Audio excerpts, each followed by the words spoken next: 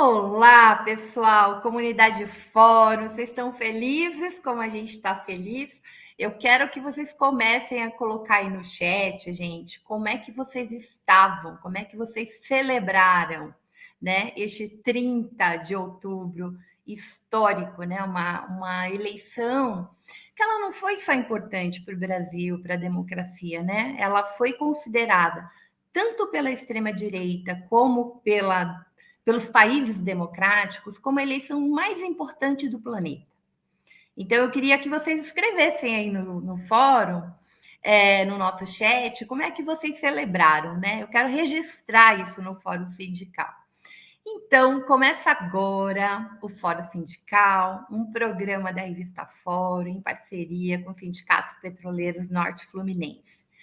Eu, nesse primeiro Fórum Sindical da democracia, né, de onde a gente está estabelecendo novamente um esperançar que a gente trabalhou tanto tempo aqui, né, gente?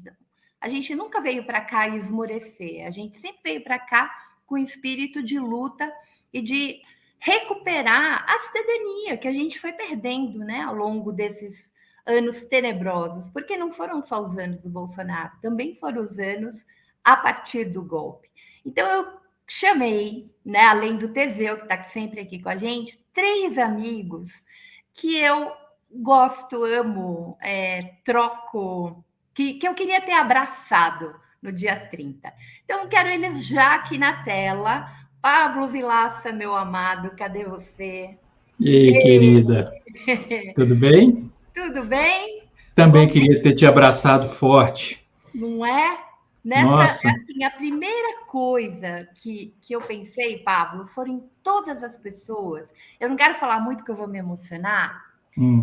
Na live de domingo eu me emocionei, chorei, enfim. Mas em todas as pessoas que tiveram essa importância, e você tem essa importância, a gente se conhece há tanto tempo, né? E a gente esteve junto em tantos momentos maravilhosos e doloridos.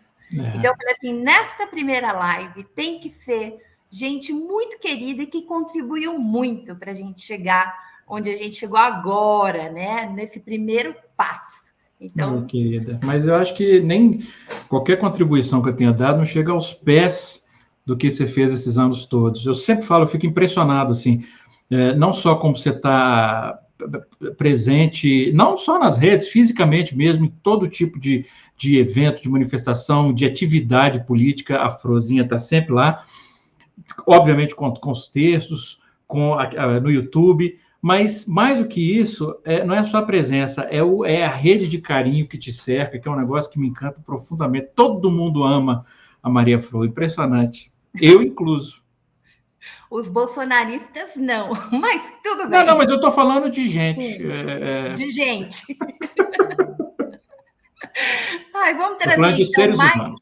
Então vamos trazer gente maravilhosa, que também é de uma queridice imensa. Emerson Damasceno. Eu trouxe 2 cearenses, porque, né, a gente tem que ter uma representação aqui da Minas, que foi o fronte do segundo turno também, né? Um fronte muito importante, e 2 cearenses que manjam muito, gente, de direito.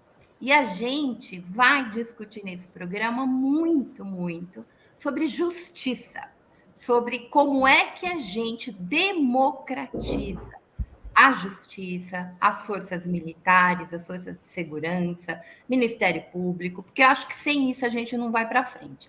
Então, Emerson, querido. Oi, pessoal. Estão me ouvindo aí? Não sei se meu Estão áudio está bom. ouvindo.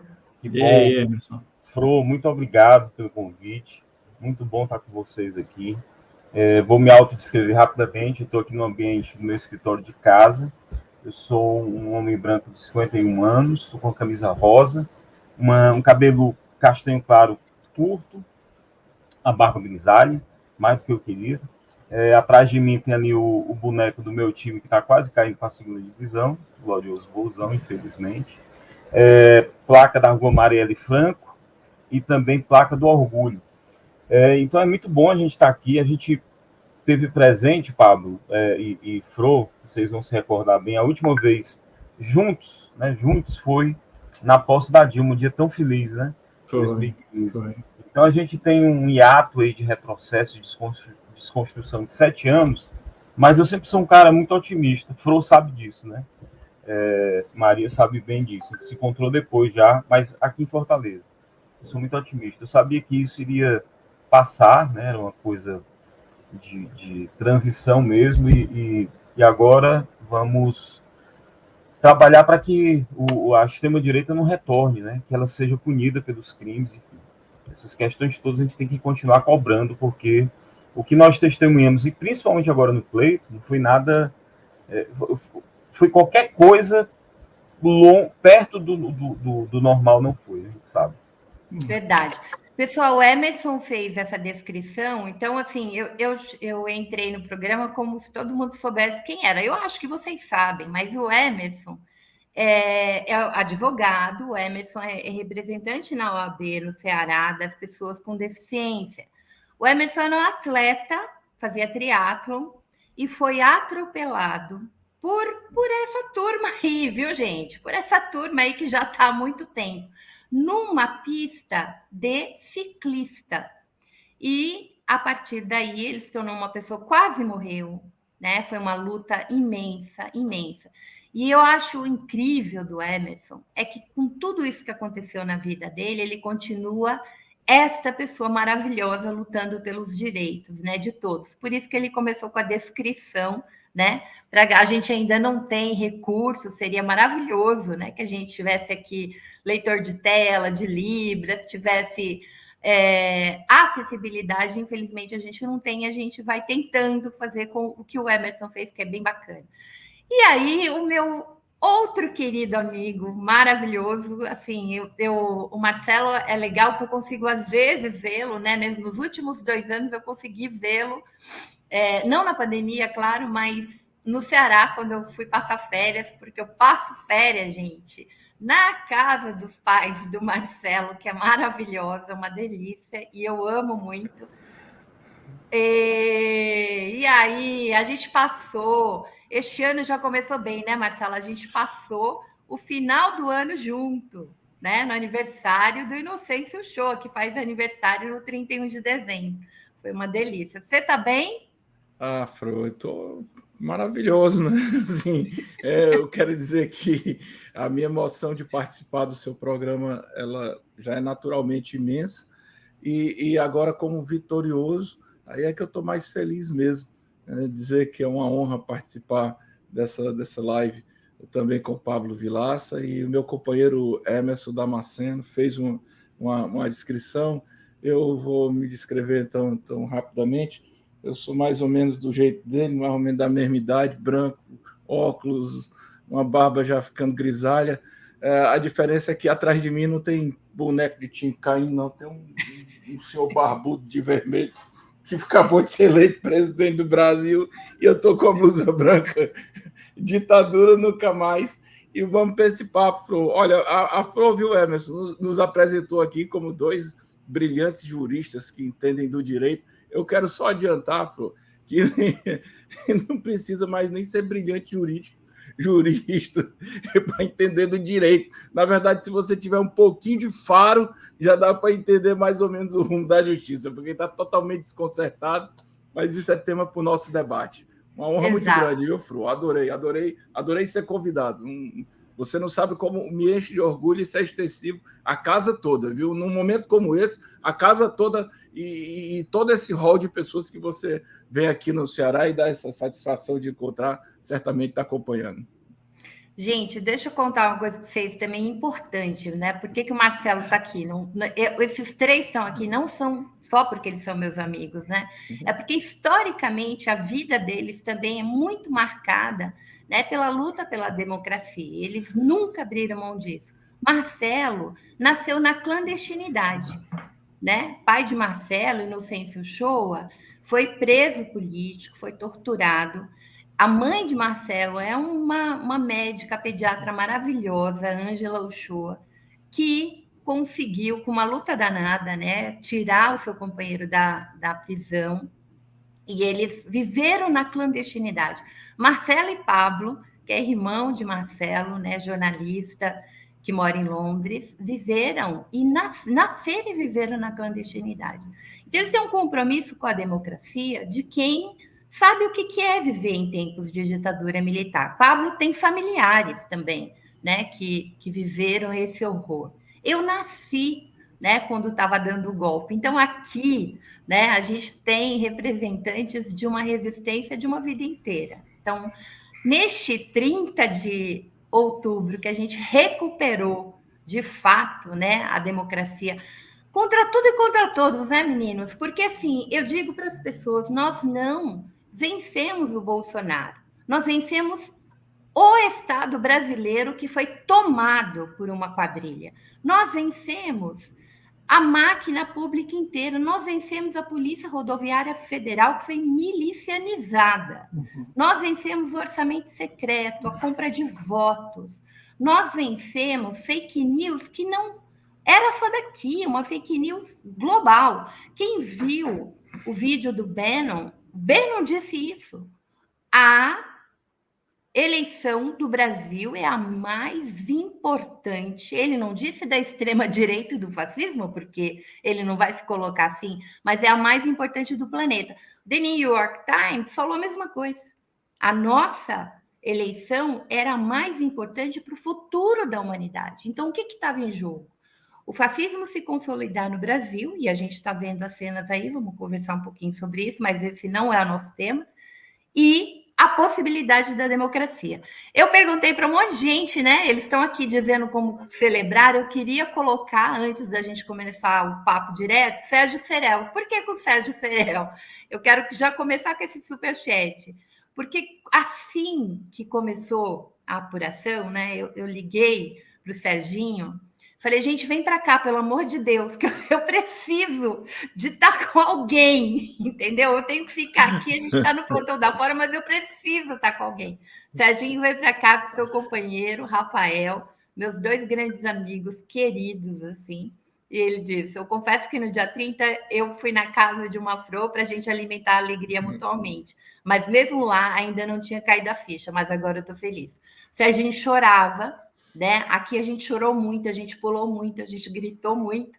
E eu moro num bairro periférico, minha gente. Foi incrível, porque 2018, quando o Bolsonaro ganhou, pela primeira vez neste bairro, eu vi alguns fogos.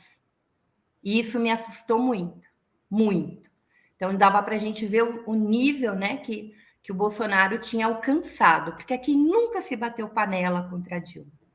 Ao longo do governo Bolsonaro e na pandemia, este meu bairro começou a gritar genocida fora Bolsonaro. E aí eu já fui sentindo, né, a mudança. Eu sempre falo, o bairro onde eu moro, ele é o retrato de São Paulo. Ele é um bairro cheio de contradições. A extrema desigualdade e a riqueza está aqui junto. É uma micro São Paulo. Desde 2000, as eleições aqui são iguaizinhos o resultado das eleições na cidade de São Paulo. Então, andando pelo bairro, já dá para você fazer um datapô, você sabe o que vai acontecer nas eleições. É impressionante. E eu sentia isso, eu sentia que o bairro estava mudando. Quando eu comecei a tocar, tá na hora do Jair ir embora, gente, meus vizinhos gritavam, Lula lá! Era uma coisa incrível, foi incrível. Teseu, chegou você. E aí, petroleiro? E aí, pessoal, todo mundo feliz, né? Comemorando ainda. A gente está muito feliz. E olhando esse pessoal passar frio nas estradas aí e achando graça em casa. Bom, então vamos lá. Eu vou colocar esse superchat já, e aí aproveito, galera, para dizer que a gente está sofrendo um assédio judicial muito grande. Pelo trabalho que a Fórum fez durante todo esse tempo de resistência, o que a gente está recebendo? Processo daquela juíza que substituiu o Moro, né? Um processo que a gente teve que pagar R$65 mil, ela não negociou. A gente está recebendo processo de pessoas que foram fotografadas em manifestação bolsonarista, que um estava armado, o outro não, e esse processou a Fórum, e tem outros processos. A nossa vaquinha está com R$34 mil, mas a gente precisa pagar R$ 150 mil até o final do ano. Então, seria muito bacana que vocês ajudassem a manter esse jornalismo combativo sério que a gente tem aqui. Então, ajudem, qualquer quantia vai ajudar, né? Se várias pessoas doarem, a gente chega neste número. Eu queria agradecer o Kleber Marins, que disse que espero que Lula quebre o sigilo de 100 anos de Bolsonaro. Esse é um tema que a gente vai falar agora, minha gente, que é bem importante. De novo, o Serginho, que está tão feliz, deu mais R$ 10, dando boa noite. A Deise Ribeiro, daqui para frente, só comemoração, vencemos o Satanás em forma de gente. E a Valéria, que nos deu um superchat de R$ 15. Meninos, seguinte, nossa dinâmica aqui, eu não vou ficar perguntando, vamos colocar pontos para a gente discutir.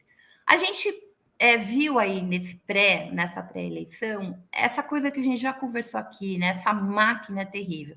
Em São Paulo, teve 2 episódios inacreditáveis, né?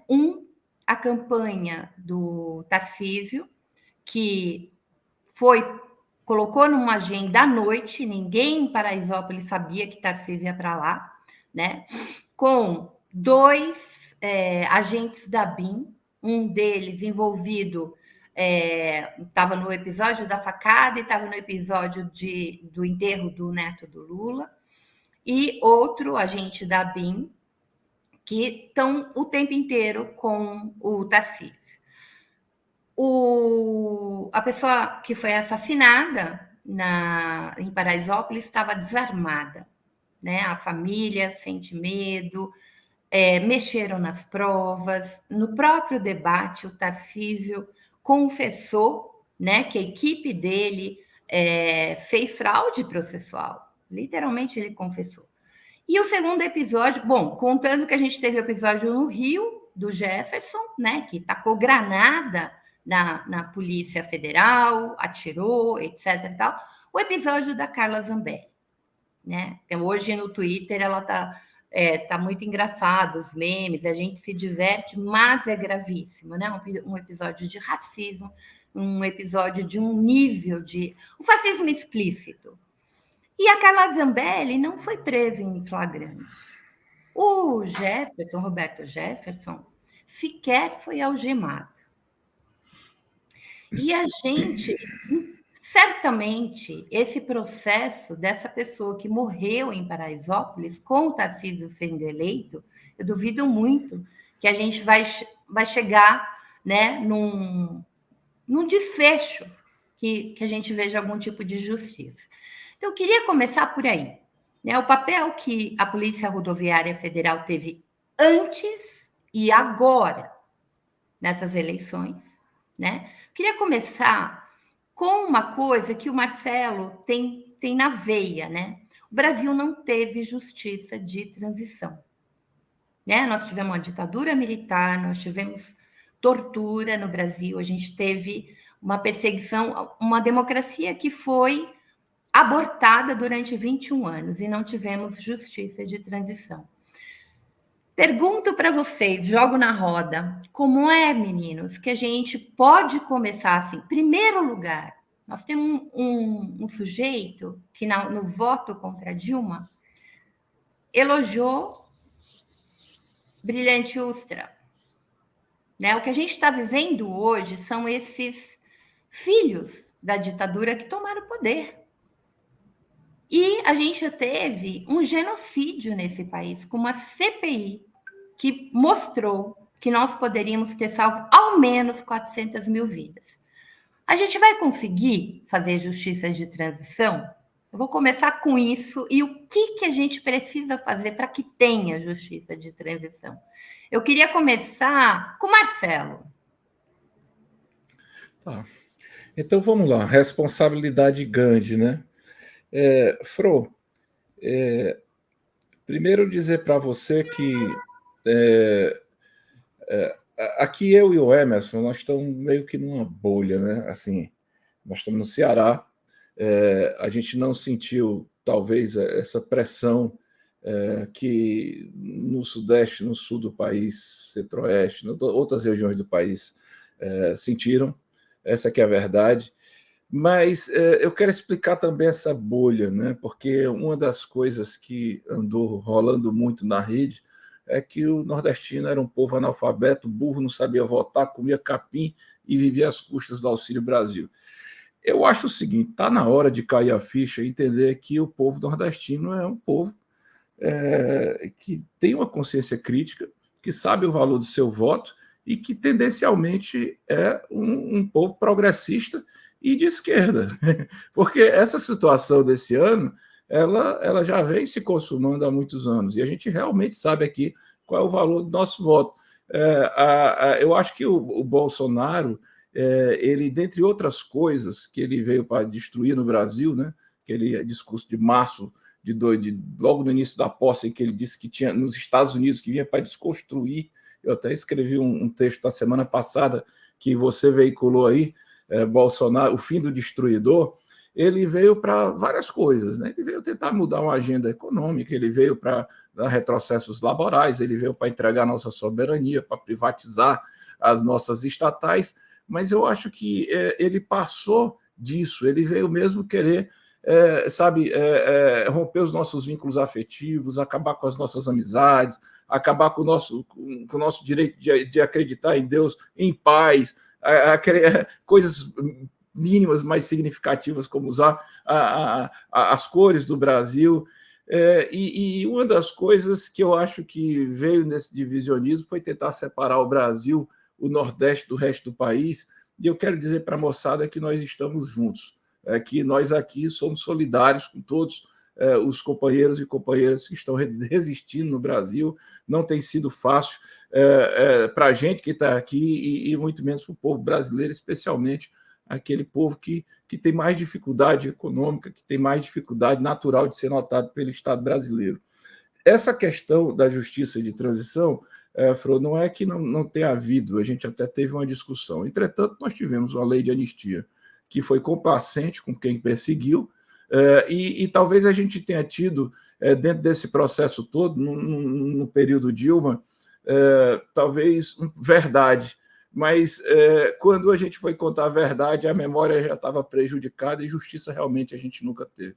Porque reparação econômica episódica ou mesmo pontual, ela jamais repõe aquilo que de mais caro pode ser para a formação das novas gerações, que é o conhecimento do que se passou para que não se repita.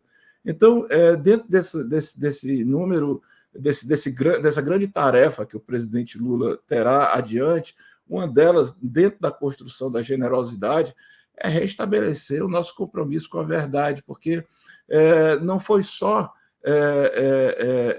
a homenagem ao torturador, né? Nós tivemos agora, essa semana, anteontem, gestos fazendo apologia ao nazismo. Quer dizer, nós estamos viajando total no que a gente pode, já não bastasse retroceder do ponto de vista civilizatório, nós estamos indo ao fundo do poço. E aí não se permite. O que a Polícia Rodoviária Federal fez não só demonstra que o Bolsonaro aparelhou as instituições, como ele contaminou com um ânimo de negar as próprias competências constitucionais. Eu não consigo imaginar até a coragem que o diretor-geral da Polícia Federal tem, né, Emerson? Você se vê dessa maneira, de fazer o que fez e achar que vai ficar livre disso. Porque veja só o que é que o cara fez. A Polícia Federal, durante o último domingo, tentou evitar aquilo que de mais importante o povo brasileiro tem para exercitar a sua democracia, que é o voto. E como se não bastasse, foi absolutamente tolerante com essa balbúrdia, esse tumulto que foi feito nas estradas, que era um lockout absolutamente claro para criar um clima de animosidade e de terrorismo antidemocrático no país. Então, nós estamos tudo passando por esse processo, as coisas ainda estão acontecendo. O que o Roberto Jefferson fez, eu lhe garanto que é contra eu não quero dizer, Fro, que a atuação policial, num caso de flagrante, ela se dá de uma maneira perfeita, está muito longe. A gente, inclusive, defende que não precise usar algema, a gente defende que não precise colocar no que se chamava camburão. Mas espera aí, meu amigo. O Roberto Jefferson estava infringindo uma prisão domiciliar, estava propagando o terror, agrediu de uma forma desonrosa e misógina uma ministra do tribunal e recebeu a polícia com bala, o cara diz até o registro de caçador, mas, pelo amor de Deus, o homem jogou granada, tentou matar pessoas. A polícia chega ali, leva o camarada, ainda tem direito a quase uma escolta do ministro da Justiça, que chegou a ser designado pelo presidente, que ele está muito errado, né? Assim, para começar aqui o nosso debate, eu teria isso a colocar e dizer, viu, ao nosso companheiro, que aqui ao Teseu, que nós estamos muito felizes, viu, Teseu, inclusive pela Petrobras, porque, veja só, se a gente não ganha essa eleição, cara, Correio, Petrobras, está na mira do Guedes desde o princípio, se talvez se não fosse a pandemia que criasse um choque de realidade, de necessidade de investimento do Estado, teria rifado há muito tempo. Que, diga-se de passagem, mostrou toda a perversidade, né?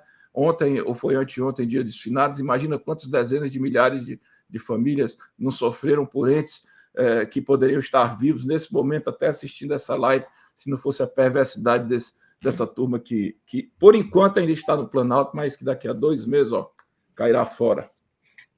Teve um meme que era um meme, assim, meme crítico, né? Que dizia que Bolsonaro, no dia 30, sentiu a falta de 700 mil vidas, né?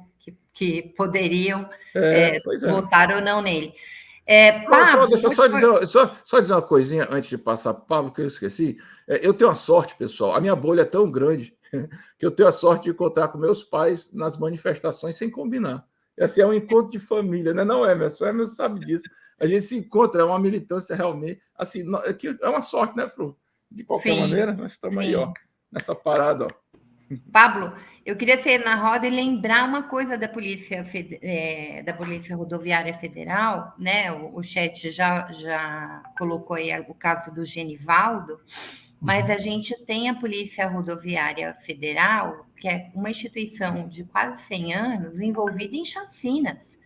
E a gente tem a Polícia Rodoviária Federal envolvida em chacinas no Rio e em Minas, porque o Moro, a gente não pode esquecer disso, enquanto ministro da Justiça, propiciou isso, propiciou um uso, né, que a Polícia Rodoviária não tinha na sua tradição.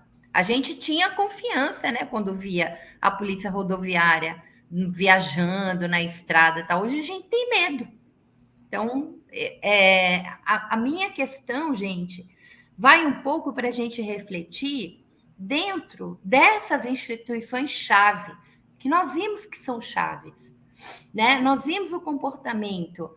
A Polícia de São Paulo, a Polícia Militar de São Paulo, ela tem um olhar para a corporação. Ela não é a melhor do mundo, não, mas ela tem um olhar para a corporação. A Polícia do Rio já era, né? Já era. Ela está completamente milicianizada. Então, assim, pensar como é que se restaura. Por exemplo, quem é que a gente vai escolher? Quem é que a gente vai escolher sem ingenuidades para ocupar o cargo do diretor da Polícia Federal? Quem vai se escolher para ocupar o cargo da Polícia Rodoviária Federal? Quem vai se escolher para ocupar o cargo da ABIN? Quem é que vai se escolher para ser o Procurador-Geral da República? Porque o papel que o Aras teve foi vergonhoso. Foi muito mais que blindar, como a gente conheceu no período do Fernando Henrique Cardoso, né? Foi algo, assim, completamente inócuo e de defender o Bolsonaro. Bolsonaro colocou um homem dele lá. A gente vê... Qual é o papel, gente? Qual é o papel do Ministério Público? Que é tão célere para colocar o Lula na cadeia, sem nenhuma prova, e que deixa esses baderneiros fazerem o que estão fazendo. É um pouco para a gente refletir sobre isso. Eu quero ouvir o Pablo. Depois vamos fazer assim, Teseu e Emerson. Eu acho que a gente tem um trabalho muito grande diante da gente nos próximos 4 anos. Eu comentei na segunda-feira, na terça-feira, eu fui a oftalmo e eu tive que ir de Uber. E a motorista do Uber, ela começou a conversa, ela começou a falar da eleição e tal, e aí ela começou a falar sobre, estou com muito medo, porque o comunismo isso, o comunismo aquilo, não, porque a Jovem Pan foi censurada e não sei o que e tal. E eu comecei a conversar com ela, falar sobre, enfim, de uma maneira, eu acho que alivia o fato da gente ter vencido, eu acho que até suaviza a forma como a gente se comunica, né? A urgência que muitas vezes pode levar à raiva na hora de se comunicar, ou se acalma e dá para você conversar com mais calma.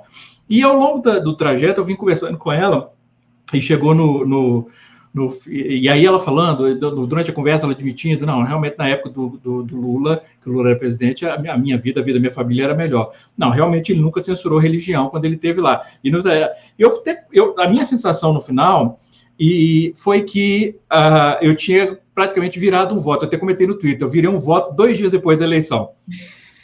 E aí uma pessoa comentou comigo, um leitor comentou comigo um negócio que eu achei que não tinha me ocorrido, e ele está certíssimo. Ele falou, não, você não virou um voto 2 dias depois da eleição, você virou um voto 4 anos antes da próxima.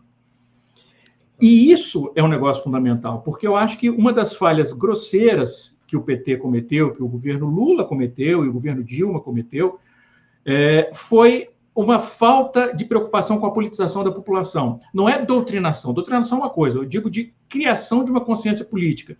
Porque o que acontece se o governo trabalha para oferecer ferramentas para que as pessoas melhorem de vida, se o governo não oferece junto com isso uma conscientização política, há uma facilidade muito grande da pessoa cair na balela da meritocracia e atribuir a si mesma apenas, não é que a pessoa não tem mérito, mas desfazer de qualquer possível importância que o Estado tem na sua vida.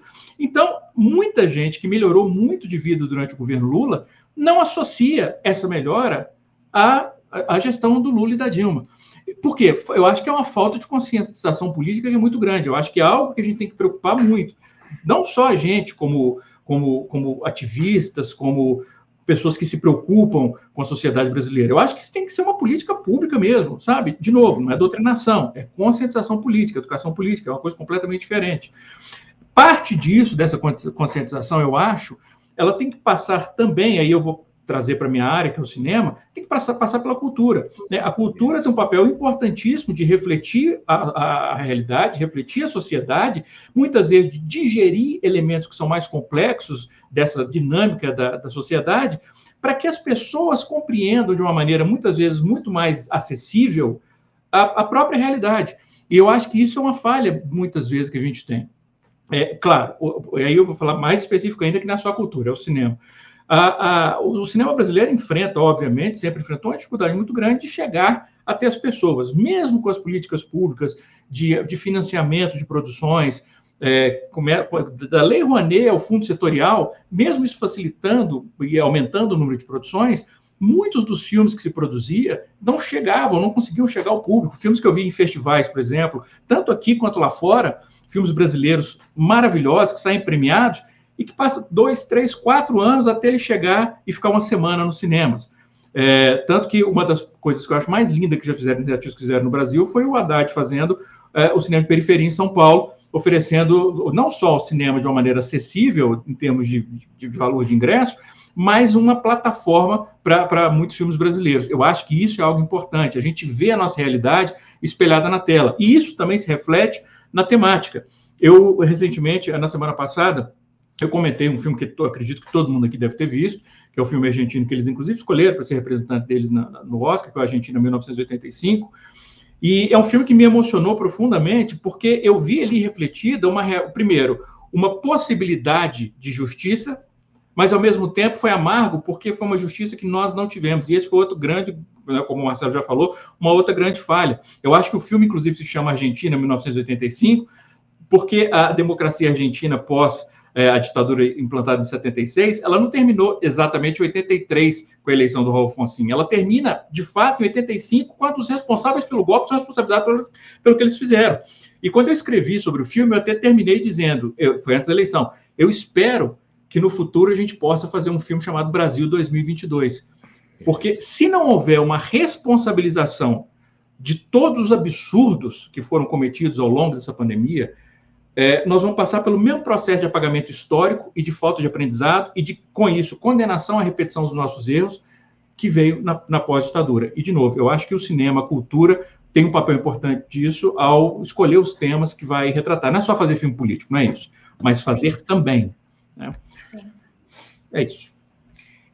Eu concordo com você, e semana que vem eu estou muito afim de fazer um debate sobre cultura. Se a gente perceber, o Lula, em praticamente todos os discursos do Lula de campanha, ele falava dos coletivos de cultura, né? Ele falava que é preciso fomentar a cultura, ele está muito atento, né? Que há essa disputa, que eles fizeram uma guerra cultural conosco, né? Mas a disputa da cultura, quer dizer, primeiro que a gente tem que restabelecer uma cultura cidadã nesse país, minimamente, né? A partir do respeito. A gente está vendo, gente, escola de elite que no dia 30 criou grupo de WhatsApp para mandar Hitler, né? A gente está vendo coisas no cotidiano.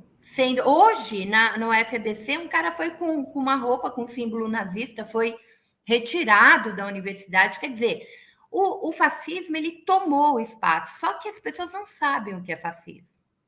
Elas não sabem o que é nazismo. Eu sou professora de história, né? Eu sou historiadora. Eu hoje estava no cabeleireiro, está frio, fui secar meu cabelo, que está muito frio. E aí eu estava explicando para a Josi, a minha cabeleireira, o que foi, quem era Hitler. Ela não sabe quem é Hitler, gente. Ela não sabe. Ela não sabe que houve 6 milhões de mortos que não foram só judeus, mas foram trabalhadores e líderes sindicais, ciganos, negros, deficiente físico. A gente precisa, essa importância da memória que o cinema pode construir. Ela é fundamental. Eu nasci e me despertei politicamente quando? Na luta pela anistia. Né? Quando eu estava com 14 anos, 13, 14 anos, começaram. E aí eu comecei a ser despertada que tinha uma ditadura no Brasil, porque eu fui criada batendo continência para a bandeira nacional e diretora entrando na sala de aula comigo pequenininha para ser alfabetizada no período do Médici, dizendo que a ditadura foi a redentora, que ela acabou com o comunismo. É esse tipo de barbárie que a gente ouve até hoje. Isso era feito dentro das escolas. Onde eu estudava, que era Guararema, tinha uma Casa da Morte. Ali, do ladinho. Então, assim, nós precisamos, de fato, fazer essa disputa. E é uma disputa, preste bem atenção, gente, não é o que aqueles vagabundos mercadores da fé fazem, né? É uma disputa ou que o Brasil Paralelo vem fazendo. Olha o nível de loucura de uma Cássia Kiss que vai no meio da chuva ajoelhar. Aquilo ali é Brasil Paralelo. A gente precisa seguir o dinheiro também desses grupos. Aí eu queria trazer o Emerson para a conversa. Já te chamo, Teseu, porque daí a gente vai para a economia. Queria trazer o Emerson para a conversa. Emerson, possibilidades de CPI. Eu já tenho 3. Para mim, a gente tem que fazer uma CPI do fascismo. A gente tem que fazer uma CPI do local. A gente tem que saber quem é que financiou isso. Eu acompanhei alguns grupos de WhatsApp de extrema-direita, gente, tem Pix de empresário. Follow the money. A gente precisa criar essas CPIs.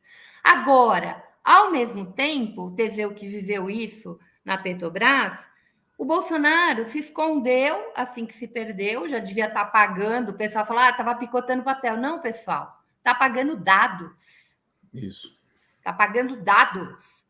Como é que a gente vai fazer nesse lockout do Bolsonaro de 2 meses que ele está lá, né? Para que esse sigilo de 100 anos que a gente, quando quebrar, poder investigar. Emerson, entra na conversa. Pois é, eu estava conversando sobre isso, coincidentemente, hoje de manhã. Eu penso que, embora possa acontecer um ataque aos dados que o governo possui, esse desgoverno aí, a gente também teremos pessoas, seja na ABIN, seja na Polícia Federal, seja na PRF, que são testemunhas, que sabem o que aconteceu. Então, indo ao encontro dessa tua pergunta, também eu ia colocar o seguinte: a gente não precisa só pensar, Fro, nos nomes que serão colocados, certo? Visando a institucionalidade do país. Mas também a gente tem que saber o que aconteceu recentemente, principalmente nos últimos dias de eleição. A gente já esqueceu, por exemplo, da questão da último balão de ensaio que foi colocado pelo ministro da Justiça atual bolsonarista, aquela questão dos votos, né, que fez aquela coletiva que estava só o ministro Heleno de um lado e o atual ministro da Justiça de outro, e o atual presidente, e logo depois isso foi completamente das rádios, né, aquela questão das rádios lá, são tantas coisas que a gente acaba esquecendo. Foi uma tentativa do golpe, o outro foi a questão das operações assim, completamente ponto fora de curva, principalmente aqui no Nordeste, em relação ao eleitorado, obviamente o eleitorado de maioria sabido do Lula. E nisso aí, e sem falar no Auxílio Brasil, nas denúncias que o Profissão Repórter trouxe, aquela matéria do Caco Barcelos muito importante em relação a sede eleitoral, compra de votos. Pô, cara, a gente tem uma maioria de 6 milhões de votos no primeiro turno e, de repente, essa maioria cai para 2. Sabe? Qual foi o fato que justifica isso? Nenhum. Esses caras tinham certeza que iam ganhar. Eles tinham certeza. O baque é tão grande, e a minha alegria é maior ainda, porque eles tinham certeza que iam ganhar. Não, estava tudo garantido. Então, indo ao encontro que o Marcelo falou muito bem, eu tinha até gravado um vídeo, tu me alertou, Fro, muito bem, que eu tinha trocado as bolas no nome, eu acabei apagando o vídeo, para não ser editado e utilizado pela extrema-direita, né? Mas eu estava dizendo o seguinte: pô, lavem a sua boca antes de falar mal do Nordeste. O nordestino tem memória, cara, são 500 anos de esquecimento e 13 anos de reconhecimento. Então, você tem um governo que, de uma maneira claudicante, eu diria até tímida, porque eu queria muito mais, eu acho que nós todos aqui queríamos mais, de avanço na área social, de inclusão, mas foi um governo que reconheceu, que lembrou que existem regiões menos desenvolvidas, e o Nordeste foi uma delas. Então, por que é que a votação do presidente Lula foi tão grande aqui no Nordeste? Por conta do reconhecimento, a memória mesmo. Então, isso foi muito bem colocado pelo Marcelo. Agora, a gente tem que lembrar disso, assim, embora, Marcelo, a gente está numa bolha aqui, Fortaleza, beleza, mas piorou muito, piorou no Brasil todo. Né? No dia da votação, eu fui ameaçado e xingado com palavras capacitistas quando eu estava estacionando, meu filho me ajudando, por um bolsonarista, né? Eu já fui ameaçado também em 2020, no Carnaval de Fortaleza, na época daquele motim armado que teve aqui. Então, a gente sabe muito bem que isso piorou. E, além de poder resgatar a questão da memória, da justiça, da verdade, sobre o que aconteceu agora, né, a tentativa de golpe desde o começo, esse cara nunca chegou perto das 4 linhas da Constituição. Quem conhece minimamente a Constituição Federal do Brasil, minimamente, pô, não precisa ser, como o Marcelo disse, não precisa ser jurista, não. Cara, ele passa longe do preâmbulo até a DCT, que as disposições transitórias. Nunca jogou, é golpista antes, durante e vai ser depois. Então, o Bolsonaro tem que ser efetivamente investigado, comprovada a sua responsabilidade, punido, e todos os cúmplices desse projeto aí, que levou a quase 700 mil mortes, que levou a tentativas várias de golpe de Estado, que utilizam uma massa de manobra. É por isso que eu uso um termo assim, bolsonarismo radicalizado. Porque há pessoas que são só massa de manobra. É aquele pessoal que não sabe o que está fazendo ali. Está chorando, aí não, o Bolsonaro mandou sair daqui, então, não, agora a gente quer os militares. Eles não sabem, eles não têm essa noção. Né? Então, esse pessoal, como você disse, o pessoal também do capital financeiro, vamos lembrar aqui de Althusser, aparelhos ideológicos do Estado, as entidades, você tem aqui a infraestrutura e tem a superestrutura do Marx, as entidades que estão na superestrutura são as que dizem sim, senhor, ao capital. Então, cadê os responsáveis por isso? Então, a gente tem que passar por isso. E também, uma coisa que eu pensei bastante, companheiros e companheiros, a gente fortalecer de novo, se tiver, botar para funcionar, se não tiver, criar de novo, proteção, né, a pessoas que estão sofrendo ataques e ameaças de grupos radicalizados.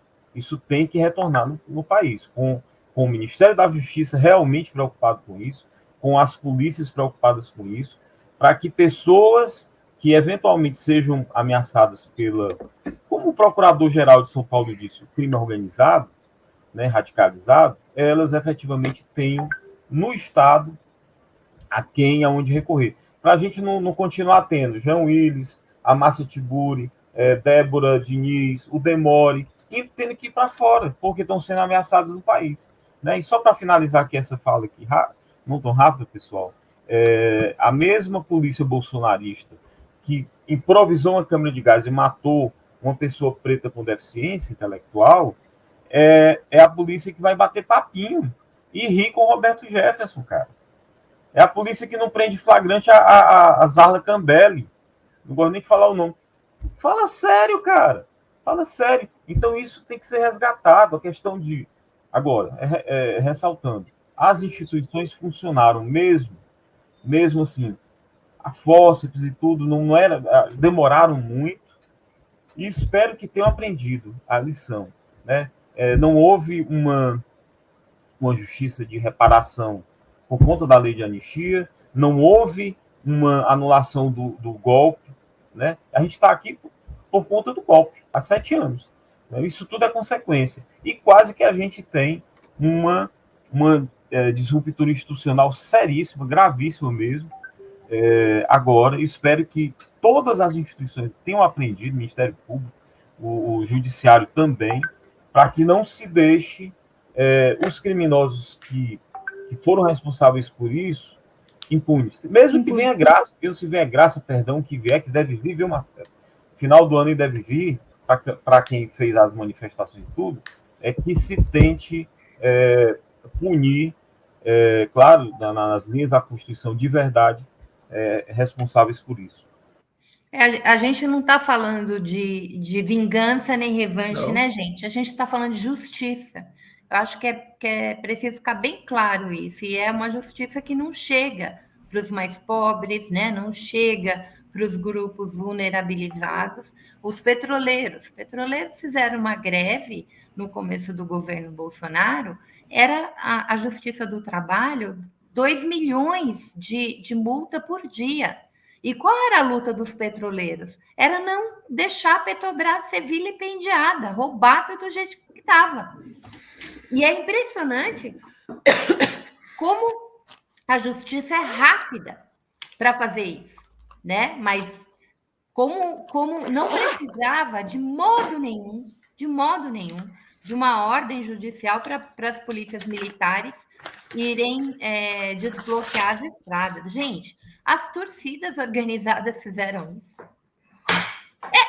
Para mim, eu acho muito importante que a gente não esqueça essas coisas. Trabalhadores do estaleiro Trabalhadores do estaleiro. Eu trabalhei naquele estaleiro ali com aquela galera ali da Brasfeld. E caminhoneiros.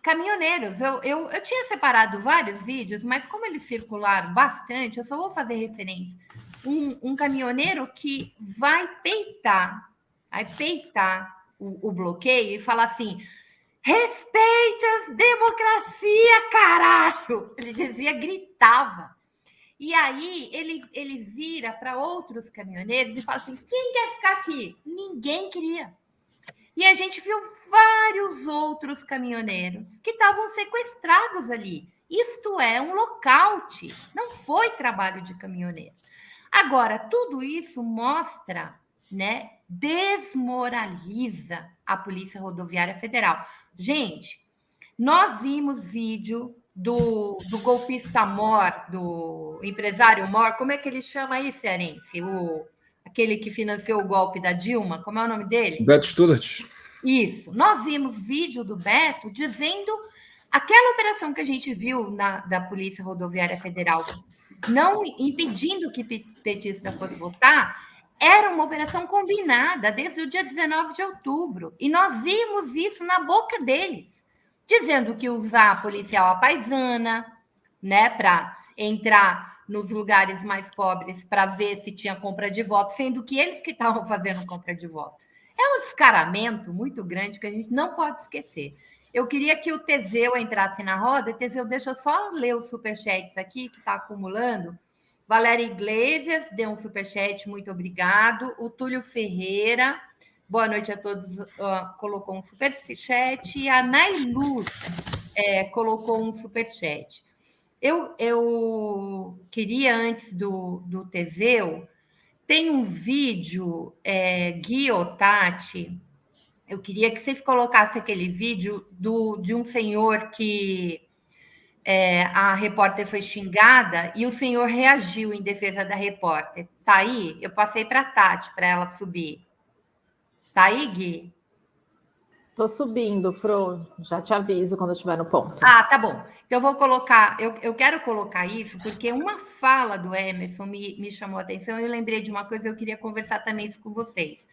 Logo depois do segundo turno, que já tinha a apuração, a Quaest colocou curvas da eleição dos votos no PT nos últimos 20 anos, em todas as regiões. Gente, todas as regiões, com exceção do Nordeste, atenção, nordestinos, amigos queridos, todas as regiões estavam em curva ascendente. Sudeste estava em curva ascendente, ou seja, o PT tinha ido lá embaixo e estava subindo na eleição de 2022.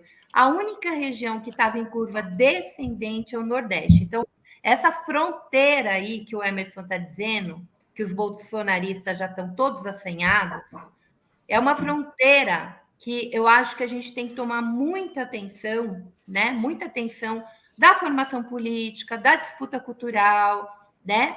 Dessa importância que o Nordeste tem para o país, para que essa cidadania se fortaleça e a gente não deixe esse fascismo voltar. Deu? Ah, tem um superchat, é verdade. Tem um, eu não li esse. Sobre o Hogarth, um post que tem aqui atrás de mim do Harry Potter. Como foi que meu filho, quem comprou? Quem. Tem varinha do Harry Potter aqui, enfim, tem fantasia, tem tudo. Eu estou no quarto do meu filho, que agora está fazendo faculdade fora do Ceará, e aí é meu escritório aqui. Então, mas eu vou perguntar para ele, depois eu te falo, Maria, no próximo programa tu diz. É um post que eu perdi porque ele não estava aqui nos favoritos. Tem também da Nancy Oliveira Vargas, no superchat. Muito obrigada, Nancy. Eu vou pedir para a Tati ir subindo aí. Entra na conversa, Teseu. Hoje os petroleiros fizeram um movimento importante. Fala um pouco dessa resistência, porque a gente agora... Eu queria muito deixar de falar desses cretinos, desses bolsonaristas, e a gente ir para o que interessa. Lula foi eleito, seus canalhas, e a partir de agora a gente vai reconstruir esse país. Aí os petroleiros já começaram com uma coisa bem boa hoje. Vamos lá. Vamos lá, pessoal. Boa noite mais uma vez a todos, a todas. O Marcelo e o companheiro Emerson. Eu sou cearense também, viu? Eu moro no Rio hoje, mas sou cearense. Inclusive, eu fiquei decepcionadíssimo com a torcida da Ceará Amor, que não foi também para a rua. Quem foi na BR-116 foi a TUF, a torcida do Fortaleza, para tirar os fascistas lá da rua. A torcida do Ceará Amor ficou me devendo essa aí. Eu, como torcedor do Ceará, fiquei decepcionado, só a TUF que foi tirar os fascistas da rua. E a gente, enquanto todos falavam, né, vai passando um filme na cabeça, né? A nossa primeira live aqui, né, Flor, depois aqui do Fórum Sindical, eu hoje sou presidente aqui do Sindipetro Norte Fluminense, né, é um sindicato dos petroleiros, o maior sindicato dos petroleiros aqui do Brasil, aqui no norte do estado do Rio. E toda essa resistência, né, do golpe, enquanto o Pablo falava a questão da reparação, Pablo, eu lembrava aqui que tem que sair aquele filme 2 da Lava Jato, que tem que falar o resto da história da Lava Jato. Tem um monte de coisa que tem que, de fato, divulgar, que é feito pelo governo federal, que foi feito dos governos do Lula e Dilma, né? Acho que é uma falha muito grande, realmente, que existiu, né, ao longo da história. Foi essa inabilidade de comunicar com a população o que é feito. E hoje eu moro aqui numa cidade que chama Campos dos Goytacazes. Essa cidade, ela deu em 2018 para o Bolsonaro 70% dos votos para Bolsonaro. Dessa vez a gente conseguiu, claro, né, falar a gente dentro do movimento de esquerda e tudo mais. Pelo menos fazer os 60-40. Bolsonaro ganhou ainda, mas com 10% a menos e a gente com 10% a mais, né? E que mesmo assim é assustador a gente ver o tanto de gente que ainda que cai nas mentiras, e o que me dá um alento ainda em relação a isso tudo é que a gente, pelo menos, agora vê que muita gente que votou no Bolsonaro, que fez campanha e tal, pelo menos está naquela linha do ratinho ali. Vocês têm que aceitar o resultado da eleição. O candidato não ganhou, mas a eleição foi legítima, né? E eu vi muitas pessoas se manifestando na internet nesse sentido, né? Pessoas que votaram em Bolsonaro, mas que pelo menos legitimam, sabem da legitimidade do processo eleitoral e que, inclusive, falaram que desejam a Lula ou que façam um bom governo, né? Então, eu acho que tem algumas coisas nesse sentido. E a própria Petrobras, né, a gente tem uma formação dentro da Petrobras, e aí eu já entro num assunto que a Flor comentou aqui, que na Petrobras a gente tem ainda um espírito que, infelizmente, impera no Brasil e que faz parte da disputa ideológica que vocês que me antecederam falaram, né? Que é a questão da meritocracia, que é uma grande falácia, uma grande mentira essa questão de meritocracia. Se não tiverem oportunidades iguais, não existe meritocracia. Então, e dentro da Petrobras, a gente enfrenta isso, porque a disputa ideológica em relação à meritocracia, ela, de uma certa forma, foi ganha. A gente teve esmagadora maioria dos trabalhadores da Petrobras votando em Lula e fazendo campanha, participando ativamente, mas a gente ainda tem também aquela galera que fica ali, se tivesse uma terceira via, ia na terceira via. Assim como tínhamos os ciristas que, ao longo do primeiro turno, foram abandonando o barco porque viram que Ciro estava perdido e que, enfim, não conseguia ali ter uma coerência com o que de fato defende, né? Em relação ao discurso da unidade. Ele colocou o Lula num patamar muito próximo ao do Bolsonaro. Ele só não falava que era igual, porque realmente ia ficar muito, muito feio para ele.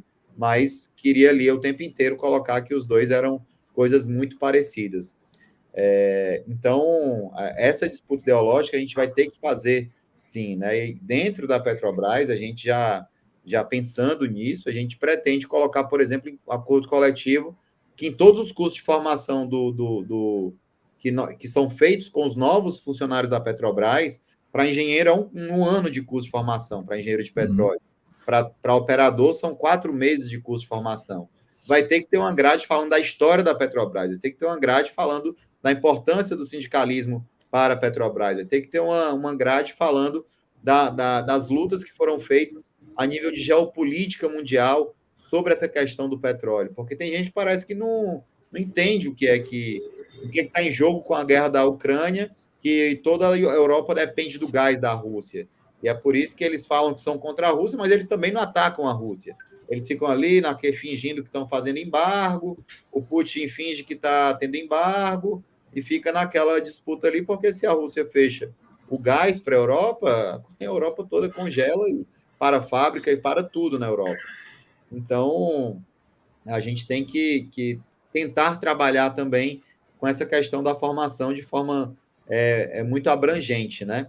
E hoje, para completar os absurdos do governo Bolsonaro, que apesar dele ter perdido força, eu tive até hoje com a oportunidade de estar com a nossa conselheira eleita aqui pelos trabalhadores, conselheira de administração, a Rosângela, à tarde teve reunião do conselho, enfim, né, saiu aí em toda a mídia sobre essa questão dos 50 bilhões, quase 50 bilhões que a Petrobras aprovou hoje no conselho de administração, que vai distribuir esses dividendos, né?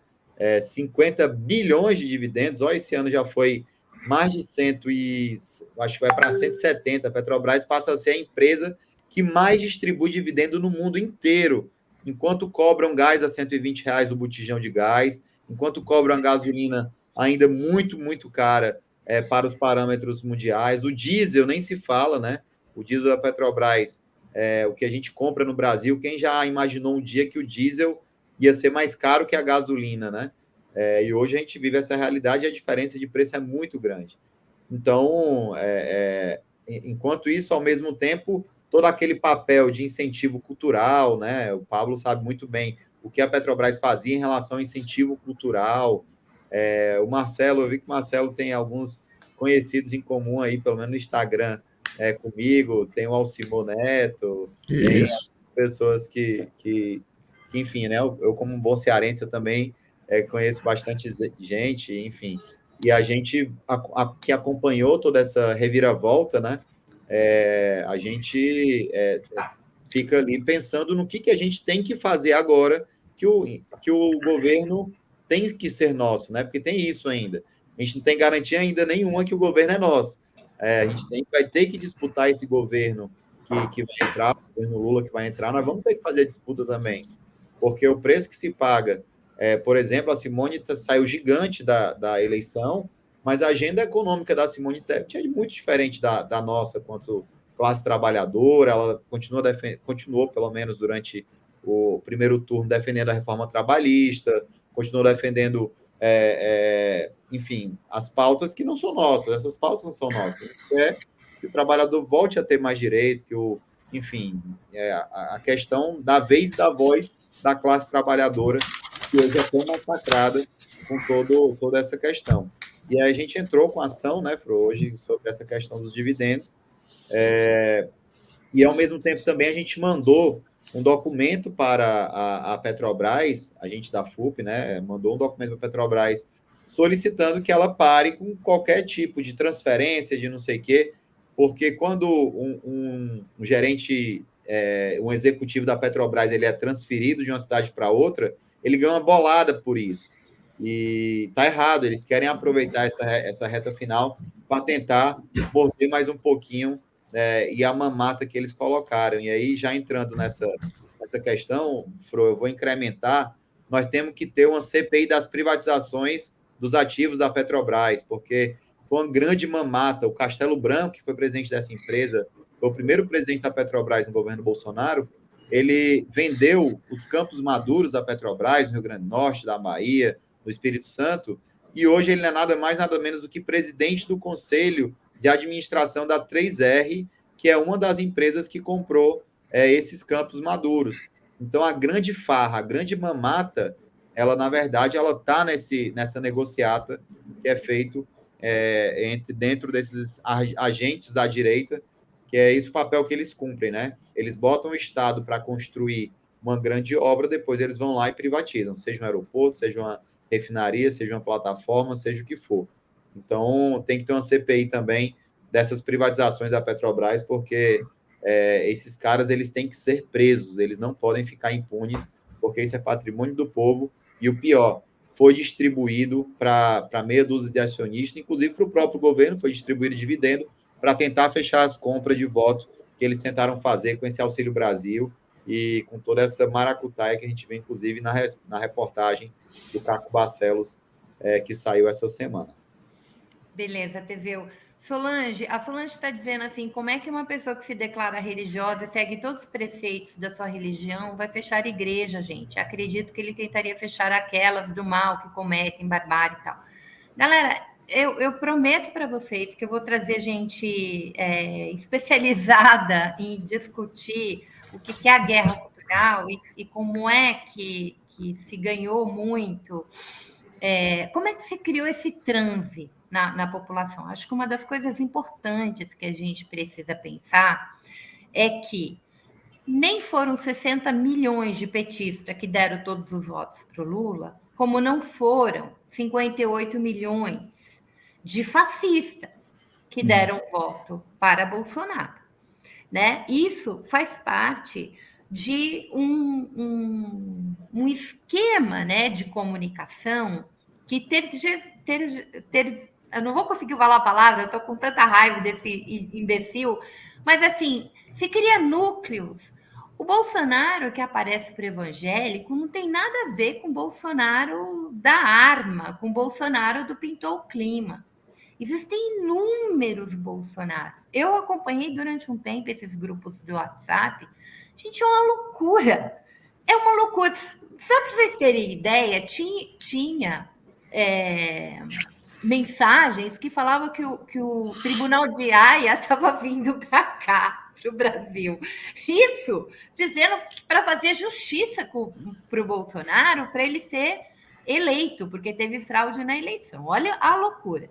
Se o Tribunal de Haia viesse para o Brasil, o Bolsonaro nunca mais ia sair, né? Ia ser preso por resto da vida com todo crime que ele cometeu.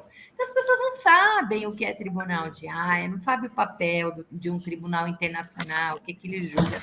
Nós vamos discutir isso em outro momento. Eu lembrei aqui de uma coisa que eu acho que é engraçado, que o Bolsonaro fala o tempo inteiro das 4 linhas da Constituição. A Constituição tem umas, sei lá, uns 100 páginas, pelo menos.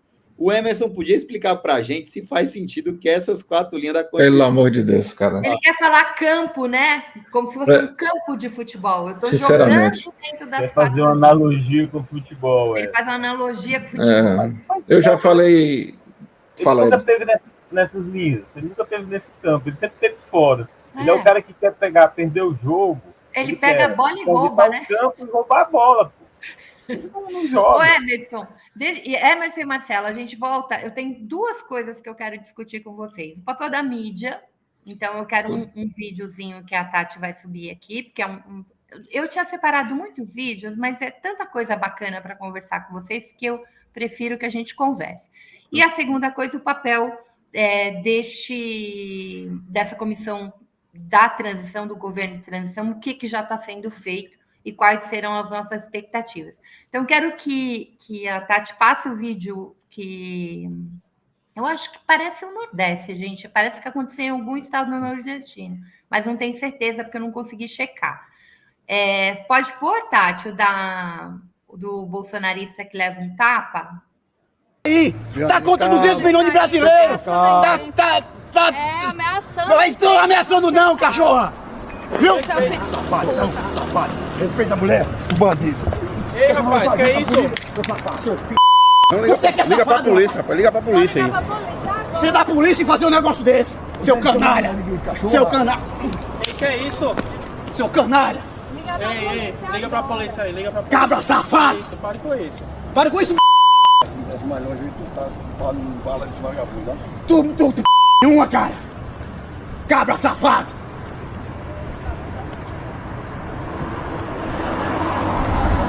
Bandido. Filma essa p***, cara. Filma essa p***. Não. Vem pra cá não. Comigo não. Seu safado. Vai pra lá, comigo não. Comigo não. Cabra safado. Comigo não.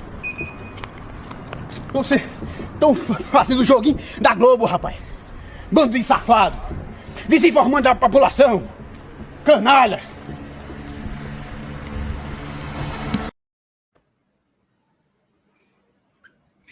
A gente não O costuma... nível do ódio... Tá fechado, Pablo? O nível do ódio desse povo é assustador, é um negócio que sempre me espanta muito, assim. É algo que você sente que tem uma dificuldade imensa de você atingir qualquer nível de racionalidade.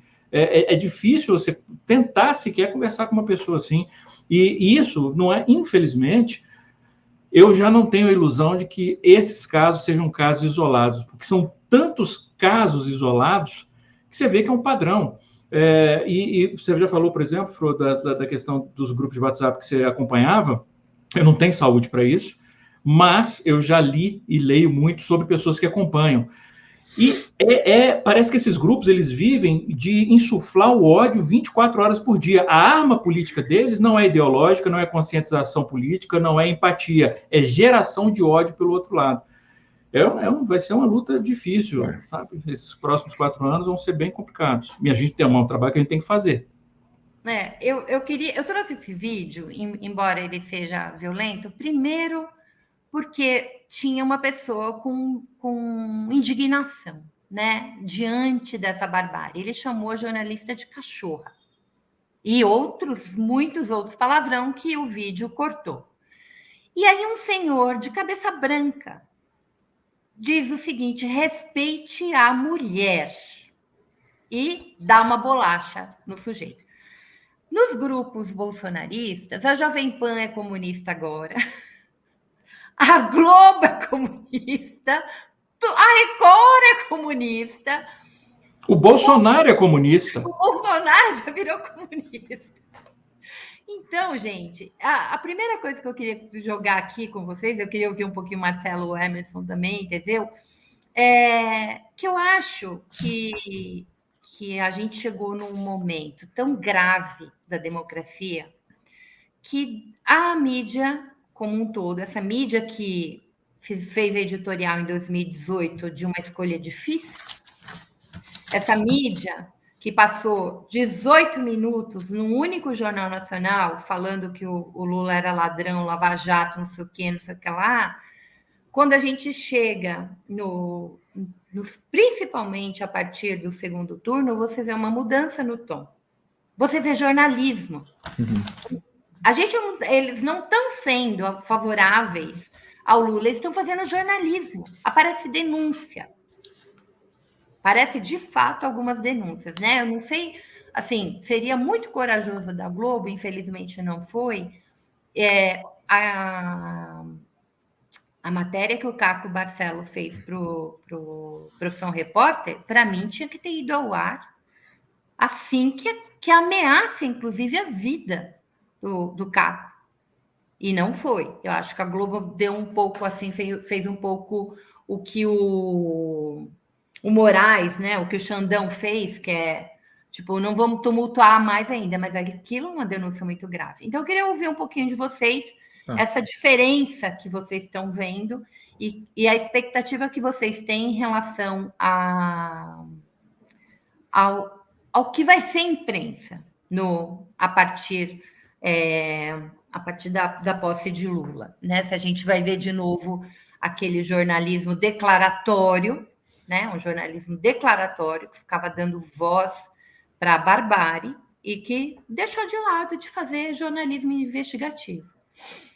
Marcelo, que estava fora do papo. Será que o Pablo caiu? Ele volta, que ele não perde esse papo, não. Esse papo tá bom demais, Fro. Fro, olha, primeiro eu vou fazer aqui um esclarecimento sobre a minha fala, quando eu falei da nossa time da Justiça de Transição, eu falei de reparação econômica, como se a gente tivesse, de fato, feito uma reparação econômica. Nós não fizemos reparação econômica nenhuma, porque reparação nenhuma econômica repara um sequestro, uma tortura, uma humilhação, uma perseguição familiar, uma desestruturação de vida, uma expulsão de faculdade, uma restrição do mercado de trabalho, um desaparecimento. Então, na verdade, foi uma tentativa ali de fazer uma meia-culpa com tanto tempo que o Brasil teve para fazer uma discussão séria e que, de fato, não fez sobre a verdade e a não justiça, efetivamente. E aí, Emerson, você falou que no final do ano, não sei o que, graça, tal. Eu acho até que a gente tem que fazer uma distinção mesmo, mas eu acho que graça nenhuma, perdão nenhum pode ser dissociado de um pedido formal de desculpas e um compromisso de que cometeu o crime, que errou e que não vai fazer isso de novo. Porque foi exatamente por causa da falta disso aí que a gente permitiu que lá atrás o Bolsonaro fosse eleito com um discurso, desde sempre, antidemocrático, fez aquela declaração à Ustra e depois simplesmente começou a homenagear abertamente torturadores e a ponto da gente chegar nesse clima, Fro, que você mostra aí, de violência política, que não é só uma violência política estimulada do ódio do bolsonarismo à política em geral, ela tem setores também muito específicos, e um deles é a imprensa. A imprensa ela está criminalizada, virou profissão de risco no Brasil, e quando se trata de mulher, é pior ainda, porque como eles são misóginos, né, são racistas, misóginos, homofóbicos, e têm um ódio à imprensa, hoje você ir para a rua com a sua roupa de jornalista, mostrando que você realmente corre um sério risco, é um problema grave. O Brasil hoje é um campeão mundial de perseguição a jornalistas, assim como também é um campeão negativo na área ambiental. Nessa parte aí da violência contra os jornalistas, é um terror absoluto. Aí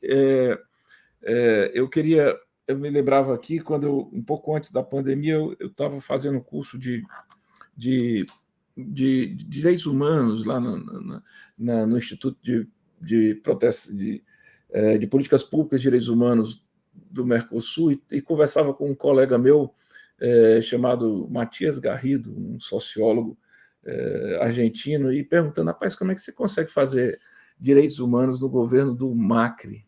Ele disse: rapaz, Marcelo, porque aqui a gente tem consensos sociais. É um governo de direita, é um governo neoliberal, não é o que a gente quer, mas é o que a gente tem dentro do jogo democrático. Agora, existem consensos sociais. Memória, verdade e justiça. Ninguém volta atrás. Eu estou falando isso porque eu estou me lembrando do filme 1985, Argentina 1985. Política de gênero, ninguém volta atrás. Política de discriminação e violência contra a mulher, ninguém volta atrás. São esses consensos sociais que o Bolsonaro ele veio destruindo um a um, porque ele veio mesmo para destruir isso. E aí, Pablo, tem tudo a ver com cultura e com a falta de conhecimento do que é cultura pelo povo brasileiro mesmo. Porque as pessoas pensam que cultura é algo que importa só a quem vive da produção artística, quando, na verdade, cultura, cara, tem a ver com tudo que a gente faz nas nossas vidas. Então, a gente tem que começar a trabalhar a cultura no Brasil, talvez com uma educação, que é um investimento necessário, não é negócio de lei de Rouanet, não. O governo Lula tem que apostar pesado na produção cultural, assim como tem que apostar pesado na educação, não só formal, mas numa educação emancipatória, num discurso de formação de direitos humanos.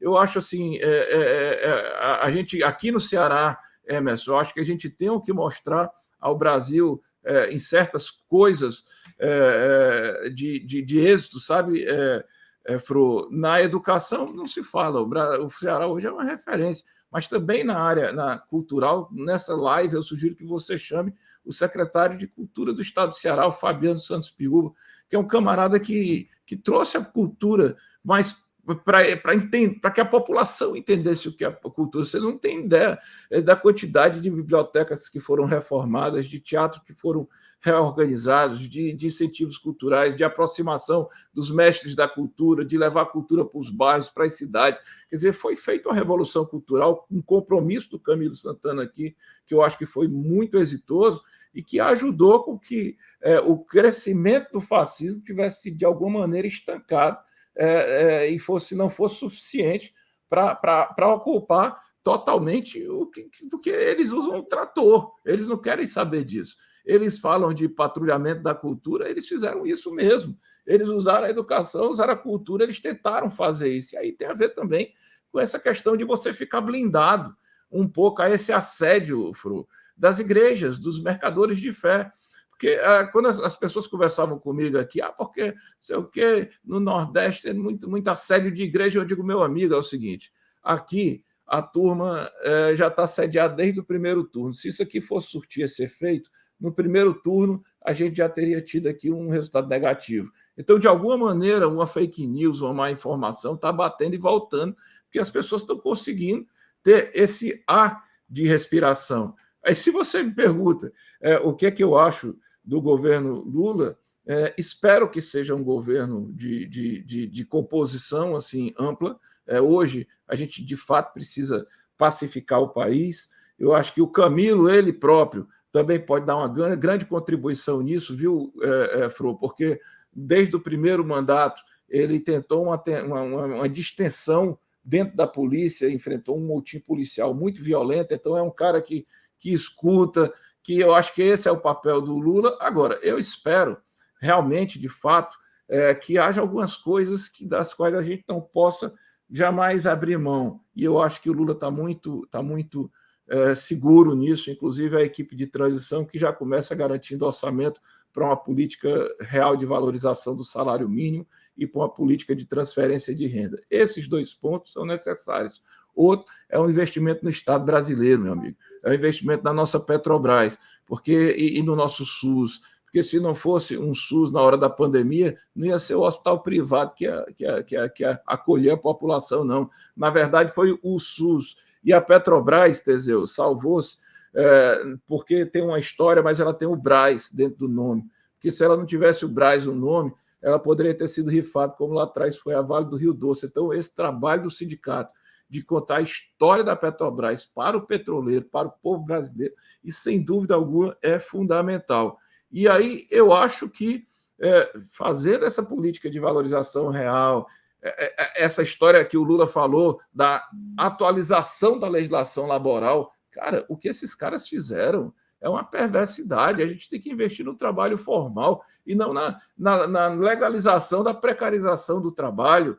O Lula precisa fazer uma política de revisão da criminalização dos sindicatos.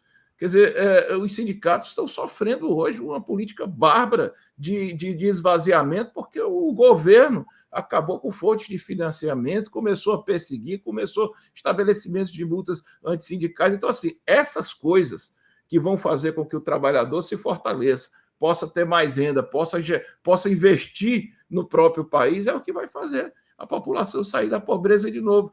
E os desafios são complexos, é lógico que eles são complexos, mas vou dizer uma coisa para vocês aqui, os 4 que estão aqui dentro aqui desse chat, e para todo mundo que está assistindo a gente. Eu não vejo uma pessoa melhor no mundo para enfrentar esse problema do que o próprio Lula. Sim. Ele realmente, ele governa bem, ele se identifica com o povo brasileiro, ele já sofreu, sabe as dificuldades, é reconhecido no mundo, ele é uma injeção de ânimo, é como você, para onde vai leva alegria, leva um pouco. O Lula, ele simplesmente é um sujeito fenomenal e a gente tem que ter sorte de ter um presidente eleito como Lula, que se dispõe, coloca nessa altura da vida dele, sofrendo tudo o que sofreu, colocar a vida dele à disposição do povo brasileiro para mais esse grande desafio.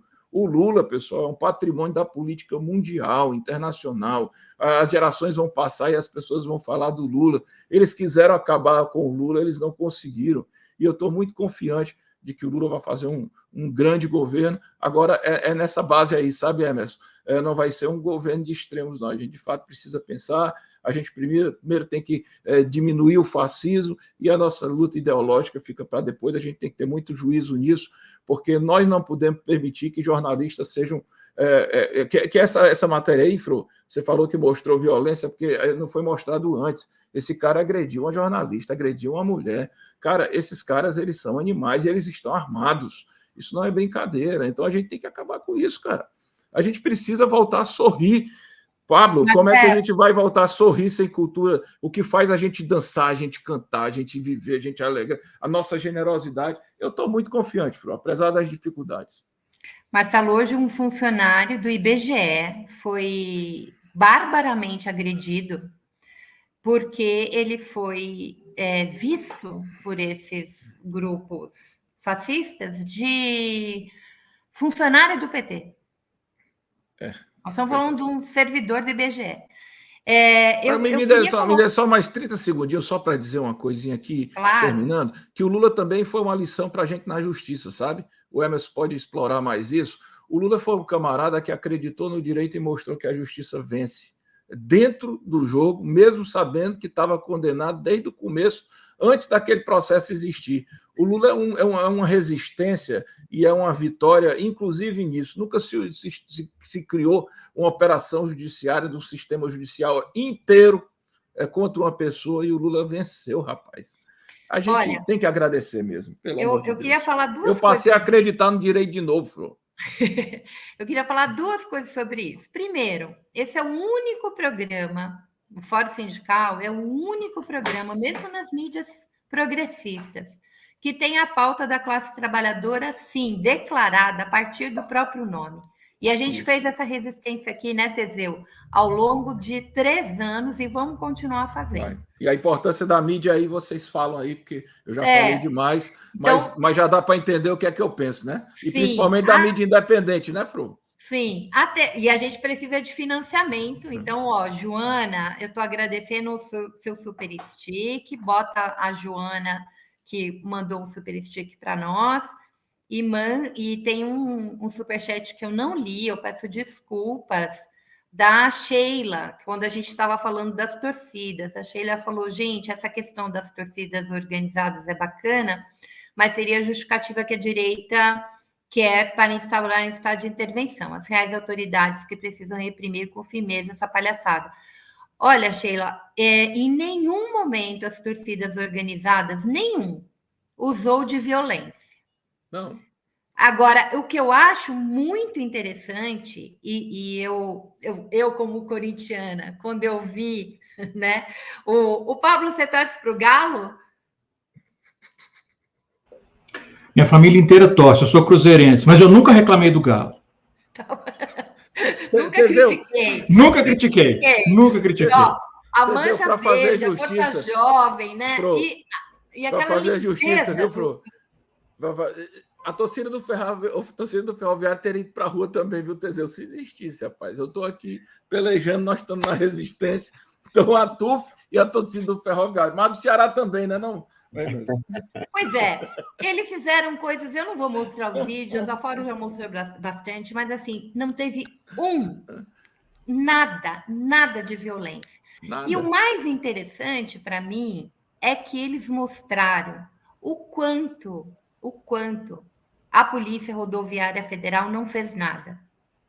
Né? Eles mostraram também o quanto o Ministério Público não fez nada. Minha gente, não pode usar criança, velho, deficiente como escudo em lockout. E eles estão fazendo isso. Bastava um conselho tutelar ir ali, se perdia a guarda daquelas crianças. Eu estou com 2 advogados aqui. É inacreditável aquilo. Né? Colocaram pessoas extremamente vulneráveis, crianças pequenas, bebês de colo ali. Então, tudo aquilo, mas está tão claro para a população brasileira, gente, isso. É pedagógico também. O fascismo também ele é pedagógico.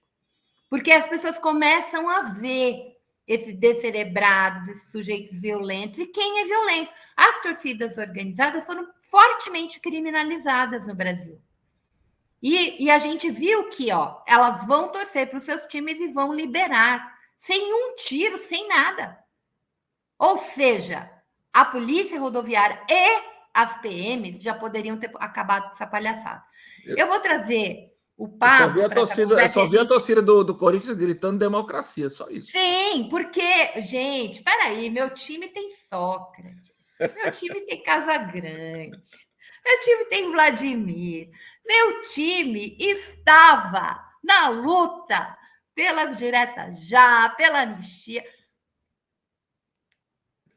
Meu time.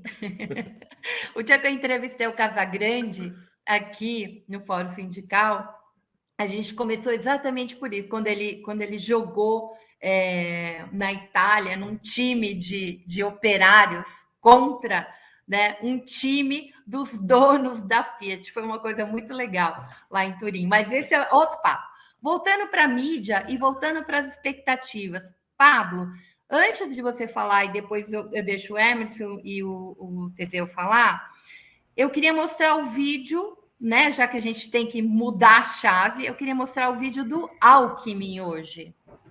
Vamos lá? A preocupação é, primeiro, manter o Bolsa Família de R$600 para pagá-lo em janeiro, há necessidade de, até 15 de dezembro, termos a autorização, e tudo tem que ser muito rápido, porque tem que se ainda ter uma série de procedimentos.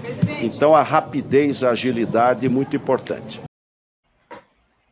Eu ouvi um presidente aí, um vice-presidente. Não é interessante, gente? Já não tem, né? Acabou, Bolsonaro, já era você. Queria que o Pablo entrasse depois o Emerson. O que você falou que você queria o comentário? Eu queria um breve comentário seu, Pablo, de como é que você viu o movimento dessa mídia, né, mudar, e das expectativas para essa PEC da transição, para essa equipe da transição. Eu acho eu achei extremamente interessante observar, como você já apontou mais cedo, Fro, a mudança na postura da mídia corporativa. Quando a gente fala, né, da postura fascistoide ou anti-esquerdista, nós estamos normalmente falando, se a gente não estiver falando, claro, de Brasis paralelos, antagonistas da vida, nós estamos falando da mídia corporativa. A diferença na postura dos jornalistas da mídia corporativa. Eu acho que o que aconteceu até certo ponto foi, primeiro, havia, e todo mundo aqui sabe disso, está cansado de saber, porque a gente discute, bate nessa tecla, denuncia isso há anos e anos, um anti-esquerdismo e uma tentativa de insuflar um ódio à esquerda e uma fobia, realmente um pavor da sociedade, principalmente daqueles menos informados em relação à esquerda, que foi algo que eles fizeram durante anos, de maneiras óbvias e de maneiras sutis. Como o Marcelo falou, por exemplo, que o Lula enfrentou todo o sistema judiciário e venceu, não foi só, foi o sistema midiático também, porque eu fico, às vezes, até impressionado, eu já comentei isso algumas vezes, de ver companheiros da esquerda, por exemplo, que falam assim, não, eu vou votar no Lula, então, mas assim, você realmente acha que ele é inocente? Não, né? E aí é que eu percebo o grau de influência que tem anos e anos e anos e anos de você. Toda semana você passa, por exemplo, o outdoor tem uma foto em preto e branco do Lula com metade do rosto mergulhado na sombra. Depois você vê uma manchete em todas as revistas, capas de jornais. O Jornal Nacional falando todos os dias. Lula fez isso. Lula, você entra no UOL, eu lembro de uma manchete, eu sempre cito isso, que me chocou imensamente, que é médico do filho do Lula é condenado por não sei o quê. O médico do filho do Lula. O que isso cria? Isso cria uma percepção na população, e até tem gente de esquerda que tem um esclarecimento em relação à capacidade que a mídia tem de manipular, de que não é possível que tudo isso está errado. E aí acaba comprando. E aí quando você fala, peraí, olha só, vamos raciocinar. Eu duvido que exista qualquer outra pessoa na história desse país que tenha tido todos os aspectos da sua vida, pública e privada, escrutinizada de uma maneira tão profunda ao longo de tanto tempo, igual o Lula. Não tem. É desde a época do sindical, do ativismo sindical, e até hoje. E o que eles conseguiram contra ele nessas décadas todas foi o negócio do apartamento sem um documento, sem assinatura. Em compensação, políticos que foram blindados pela mídia durante muito tempo, como Temer, como Aécio, que a gente conhece bem aqui em Minas, infelizmente, bastou que a mídia virasse o olhar para eles um segundo, eles descobriram conta no exterior, gravação pedindo propina e até falando de matar não sei quem. Porque é isso, não tem como. E eu acho que depois disso tudo, eu acho que eles esperavam, aí é uma falta de conhecimento histórico, de percepção da construção do quase que de um inconsciente coletivo, digamos, embora enfim, não exista, que eles acharam assim, não, nós vamos tirar a esquerda.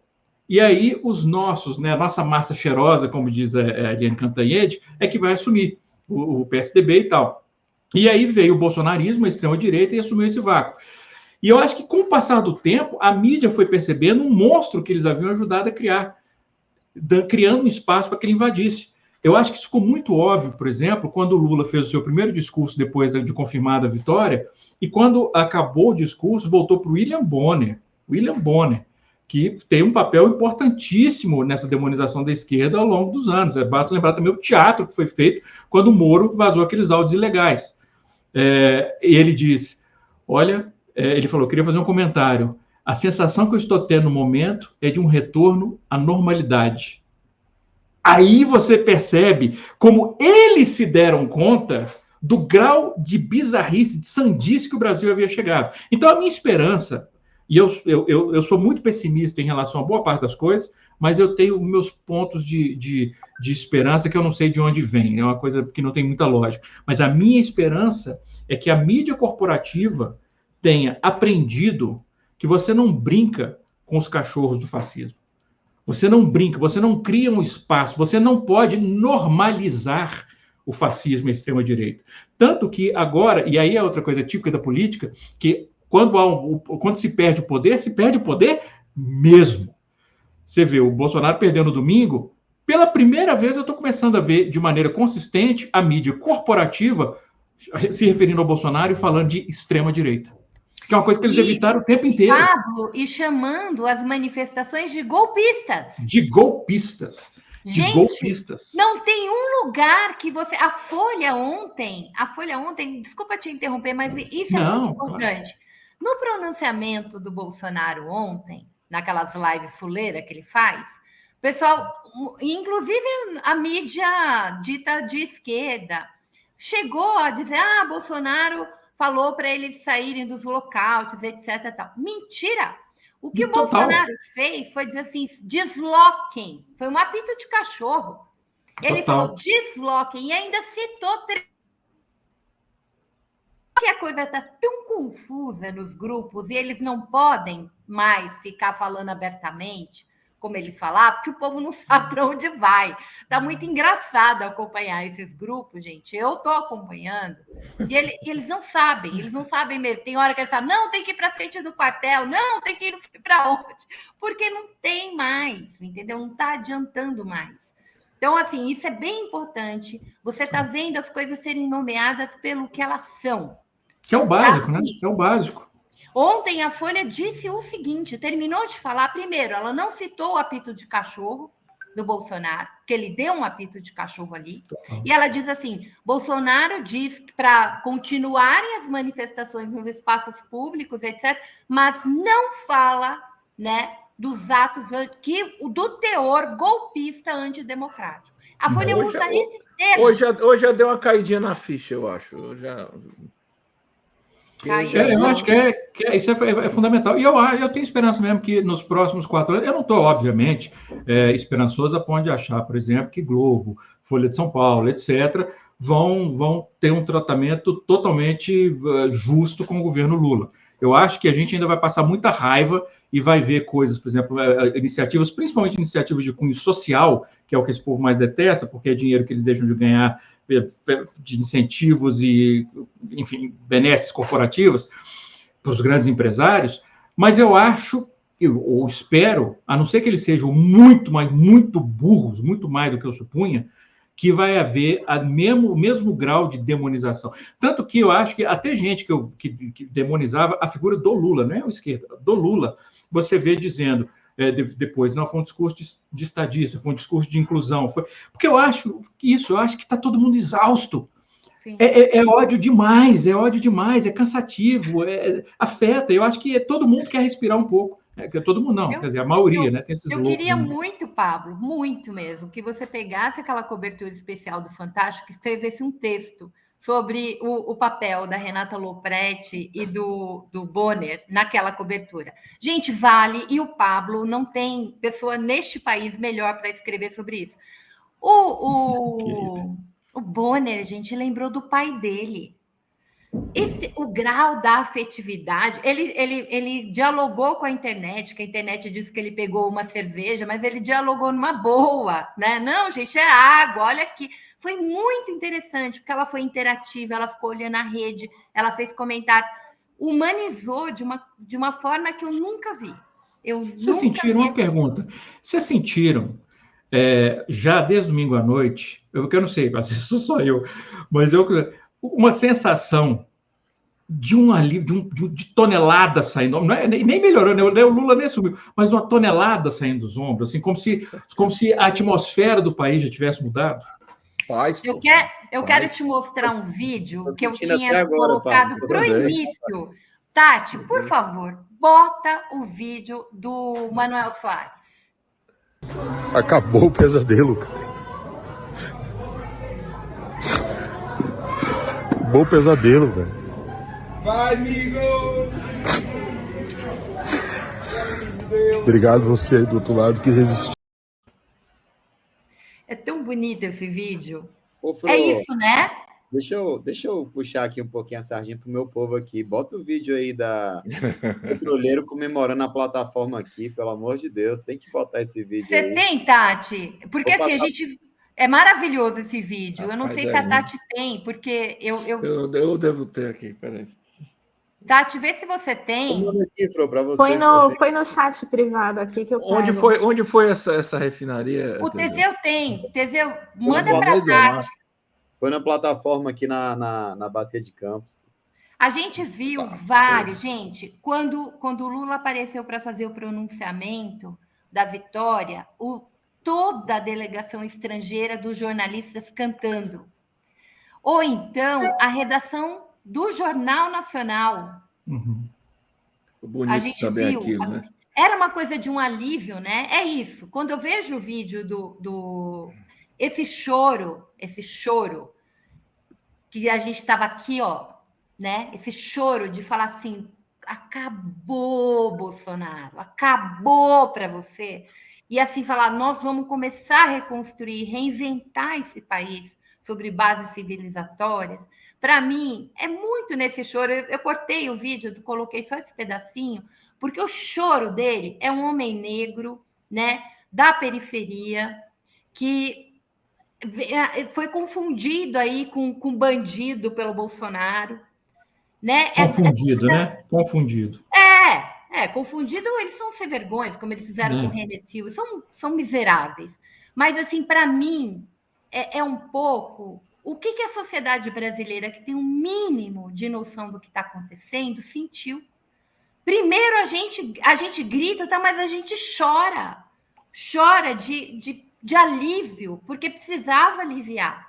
Tanto é que quando eu entrei na live no sábado, gente, eu comecei a falar, não parava. Quando eu comecei a falar com o Pablo aqui, a voz embargou, porque a gente se emociona, a gente sabe o que a gente passou nessa barbárie, né? Então, essa live tinha que ser assim, ela tinha que ser, né, com essas pessoas queridas e maravilhosas. Tá aí, Tati, os petroleiros, a gente tem que pôr eles aí. Tá, tô baixando aqui, já te aviso quando estiver ok. Tá bom, então eu vou passar para o Emerson. O Emerson vai ter a honra de dizer... Emerson, antes disso, tem uma coisa que está aqui na minha cabeça. Duas coisas sobre o Lula.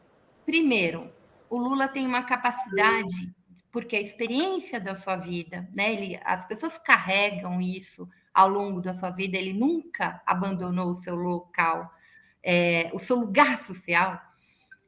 Uma das grandes qualidades de Lula é que ele é sindicalista.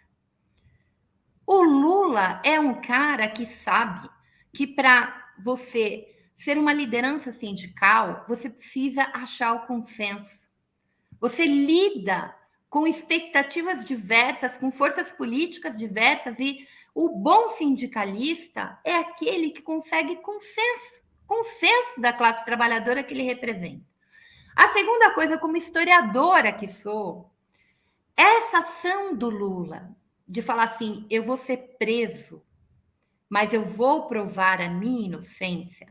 Sabe o que o Lula fez aí, gente? O Lula não deixou o que essa extrema-direita, o que essa mídia sem vergonha, que a gente teve uma mídia lavajateira, sem vergonha, criminalizadora, que deveriam hoje ter muita vergonha de ter sido megafone desse salafrário do Moro. Sabe o que ele mostrou? Ele mostrou que a classe trabalhadora pode governar com decência. Ele não deixou o que a extrema-direita desse país sempre quis, destruir a ideia de que os trabalhadores podem governar o Brasil e governar bem, fazer bem. Foi isso que ele provou. Ele não deixou destruir isso. Isso é o maior patrimônio de Lula. Lula provou que o metalúrgico pode governar melhor que qualquer um. Ele não deixou isso ser destruído. Fro, a gente chegou no momento que eu tinha até feito a anotação que eu ia falar, eu tinha esquecido. Mas lembrei-me aqui. Em 89, eu não sei quem vai lembrar, Tezê um pouquinho mais novo, Pablo também, Marcelo e Fro talvez lembrem. Campanha de 89, a gente tinha na Fiesp Mário Amato. Exatamente. Então, o Mário Amato veio com uma declaração, foi a seguinte declaração. O velho e bom no sentido irônico, sarcástico mesmo, preconceito de classe. Se Lula ganhar 300 mil, empresários irão deixar o país. Cara, é o mesmo papinho. Não mudou, você escuta até hoje a mesma história. Não, porque vai acabar, é o comunismo voltando. Isso levou uma charge histórica do Veríssimo na Veja. O Veríssimo era colunista da Veja, ali logo no início, acho que depois ou antes das páginas amarelas, quando a Veja ainda era Veja. E ele colocou um grupo de pessoas andando e alguém lá na frente, cadê o Mário Amato, já chegou? Era como se fosse os 300 mil que vão deixar o país, né? Era tirando onda. Então, assim, isso de lá para cá continua, é a mesma tática, né, de quem efetivamente não aceita, tem consciência de classe, não. Eu não quero de forma alguma ver trabalhadores e trabalhadoras representados aqui, não, porque isso vai tirar. Agora, é uma lógica também burra, sabe? Assim, porque se a gente pegar em 2 dias de governo Lula, 2 dias após a eleição, que não é um governo, mas já é um governo de fato, porra, cara, a gente conseguiu mais investimento que esse cara em 4 anos, né? As palmas de aplauso na Globo e de outros, o alívio e tal, são pessoas ali que a gente sabe que não são pessoas petistas, tem muitos ali. Eles estão aliviados porque eles vão começar a poder trabalhar em paz, trabalhar sem pressão. E sobre o Lula, Fro, eu me lembro de um artigo que eu escrevi, acho que é 2015, cara, eu publiquei agora recentemente. O crime do Lula é ser o Lula. E foi exatamente na luta contra o golpe, né? Que a gente se aproximou até mais, Marcelo. Nessa luta foi por conta da BJD, somos membros, o Marcelo é um companheiro destacado na BJD, também do núcleo Ceará, exatamente, tá a canequinha. Eu quero uma, viu, cara? Aí, pô, a gente se aproximou mais, e naquela época, em 2016, o Lula não tinha sido nem condenado, pô. Em 2018, o Lula estava preso. Para você ver como foi uma questão kafkiana. Pablo, não tem, sabe, coisa melhor para a gente falar. A adaptação da obra do Kafka, o processo, foi muito ruim para as telas, mas, pô, cara, assista ao processo, de repente tu vai entender como é que o Lula foi, né? Porque ele foi perseguido e condenado da maneira que foi. E a gente teve que assistir aqui, eu nunca assisti, né? Mas ver outras pessoas elogiando aquele panfleto ridículo do Padilha, né? Que teve que se desculpar depois, né? Que a gente sabia que estava equivocado.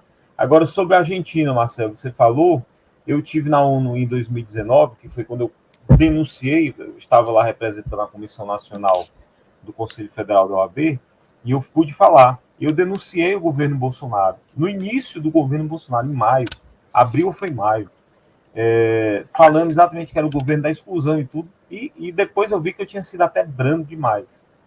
Mas em 2019, eu encontrei com a vice-presidenta da Argentina, que é uma pessoa com deficiência, ela tem lesão medular também como eu, cadeirante, e você percebe isso, porque, cara, é uma pessoa que você tem um nível mínimo de diálogo, assim, pronto, contra o capacitismo e tudo. E o governo Bolsonaro foi o governo da exclusão, cara. Inclusive pessoas com deficiência. Foi o cara que nos jogou no rol taxativo. E a gente depois teve que se mobilizar para desfazer a lei que ele colocou. Aí o Bolsonaro pegou e se apropriou da crise que ele criou e disse, não, eu estou agora sancionando a lei pelas pessoas com deficiência. Então a gente vai ter ainda, infelizmente ou felizmente, uma tarefa muito dura, que é de comunicação, de fazer chegar às pessoas, inclusive, por exemplo, um setor que dialogava e dialoga ainda demais com a extrema-direita, com o bolsonarismo, que é das pessoas cristãs evangélicas. e mostrar para elas que elas hoje podem ser simpáticas, mas amanhã virarem alvo, porque para a extrema-direita só precisa isso. Eu não duvido que o Edir Macedo, com a declaração que ele deu, e o Malafaia também, eles comecem a ser atacados nos grupos extremistas bolsonaristas, porque não interessa mais, porque, olha, se eu estou numa seita que cultua um ídolo, e esse cara está sendo atacado por quem eu achava que estava comigo, não, vou começar a atacar agora. Então, esse diálogo tem que existir, sabe, essa preocupação. O governo que nós vamos ter agora, do presidente Lula, é um governo de transição, a gente também tem que saber isso, porque, obviamente, algumas pautas a gente não vai admitir de forma algum retrocesso, mas o avanço será muito tímido, ou eventualmente não haverá avanço, porque a gente é um governo de coalizão, a gente está lutando contra um desastre que seria a extrema-direita por mais quantos anos? Eu tinha apostado no mínimo 8. Quando a gente perdeu em 18, eu tinha apostado no mínimo 8 anos. Eu achava que não iríamos conseguir recuperar. E daí a atitude do Lula de abrir mão da liberdade dele, de não recorrer a uma embaixada, enfim, a um asilo no exterior, isso foi, cara, sabe, isso está marcado como um ato de heroísmo dele, assim, de uma maneira indelével, cara. Porque ele poderia ter feito isso, ele falou, não, eu não vou me distanciar, eu vou ficar aqui, até para escancarar a injustiça e a ilegalidade do que eu estou sofrendo. E isso antecipou, né?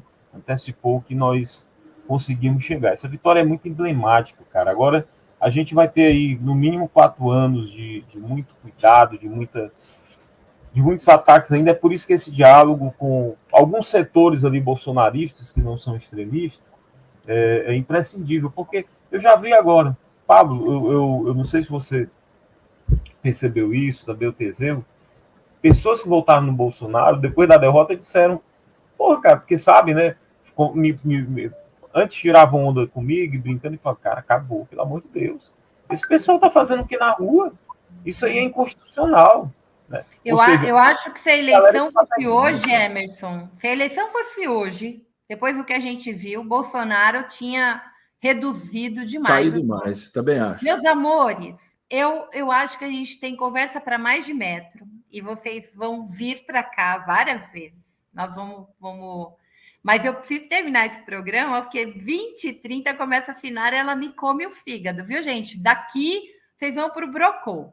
Então, eu queria... tem 2 superchats aqui que eu acho que a gente não leu. Tati, bota aí o Birajara Mota. Pablo está corretíssimo. A vitória de Lula contra tudo isso só será mesmo compreendida daqui a alguns anos. E o Serginho me mandou uma foto linda, mas eu não vou pôr aqui porque a gente está sem tempo.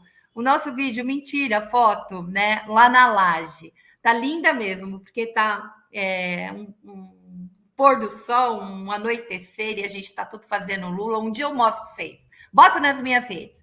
Eu queria primeiro agradecer imensamente Emerson, Marcelo, Teseu, querido, Pablo. Queria terminar com 2 videozinhos, gente. O primeiro, que eu quero que vocês se divirtam, porque a gente não fez esse debate aqui, mas a gente ainda vai fazer, vai começar a Copa. A gente torce para o Neymar ter uma dor de barriga, e aí a gente continua torcendo, né, para o restante da nossa seleção. A gente retoma a nossa camisa e tal. Mas esse videozinho, para mim, é sensacional. Bota o da bandeirinha aí, Tati. A nossa bandeira jamais será vermelha. Mas é claro, amor, você não mora na China. Eu, hein, povo doido.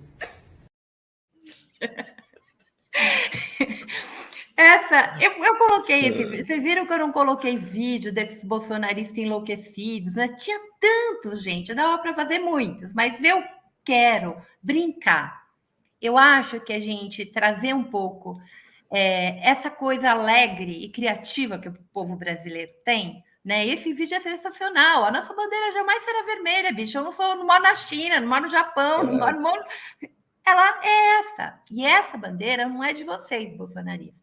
É de bolsonarista, é de petista, é de tebista, é de cirista, é de quem não tem partido nenhum, é de evangélica, é de católica, é de candomblé. Esta bandeira é do povo brasileiro. Petroleiro, ó, dos petroleiros. É de petroleiro.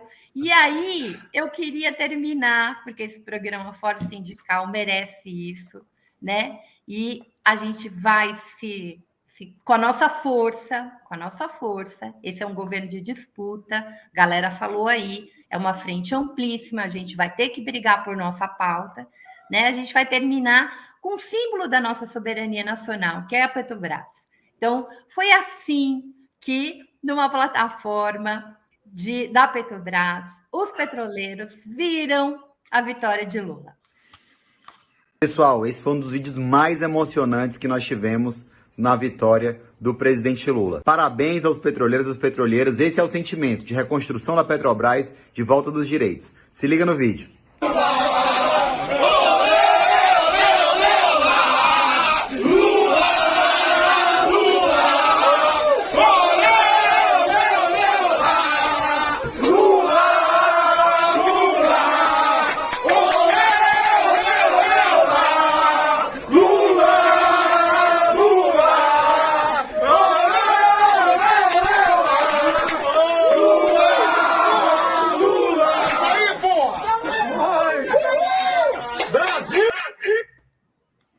Vencemos! Beijo, meus amados. Até semana que vem. Fro, parabéns, você é genial, viu? Essa live eu vou assistir várias vezes. Adorei, pessoal. Obrigado aí. Beijo imenso. Valeu, galera. Beijo. Valeu.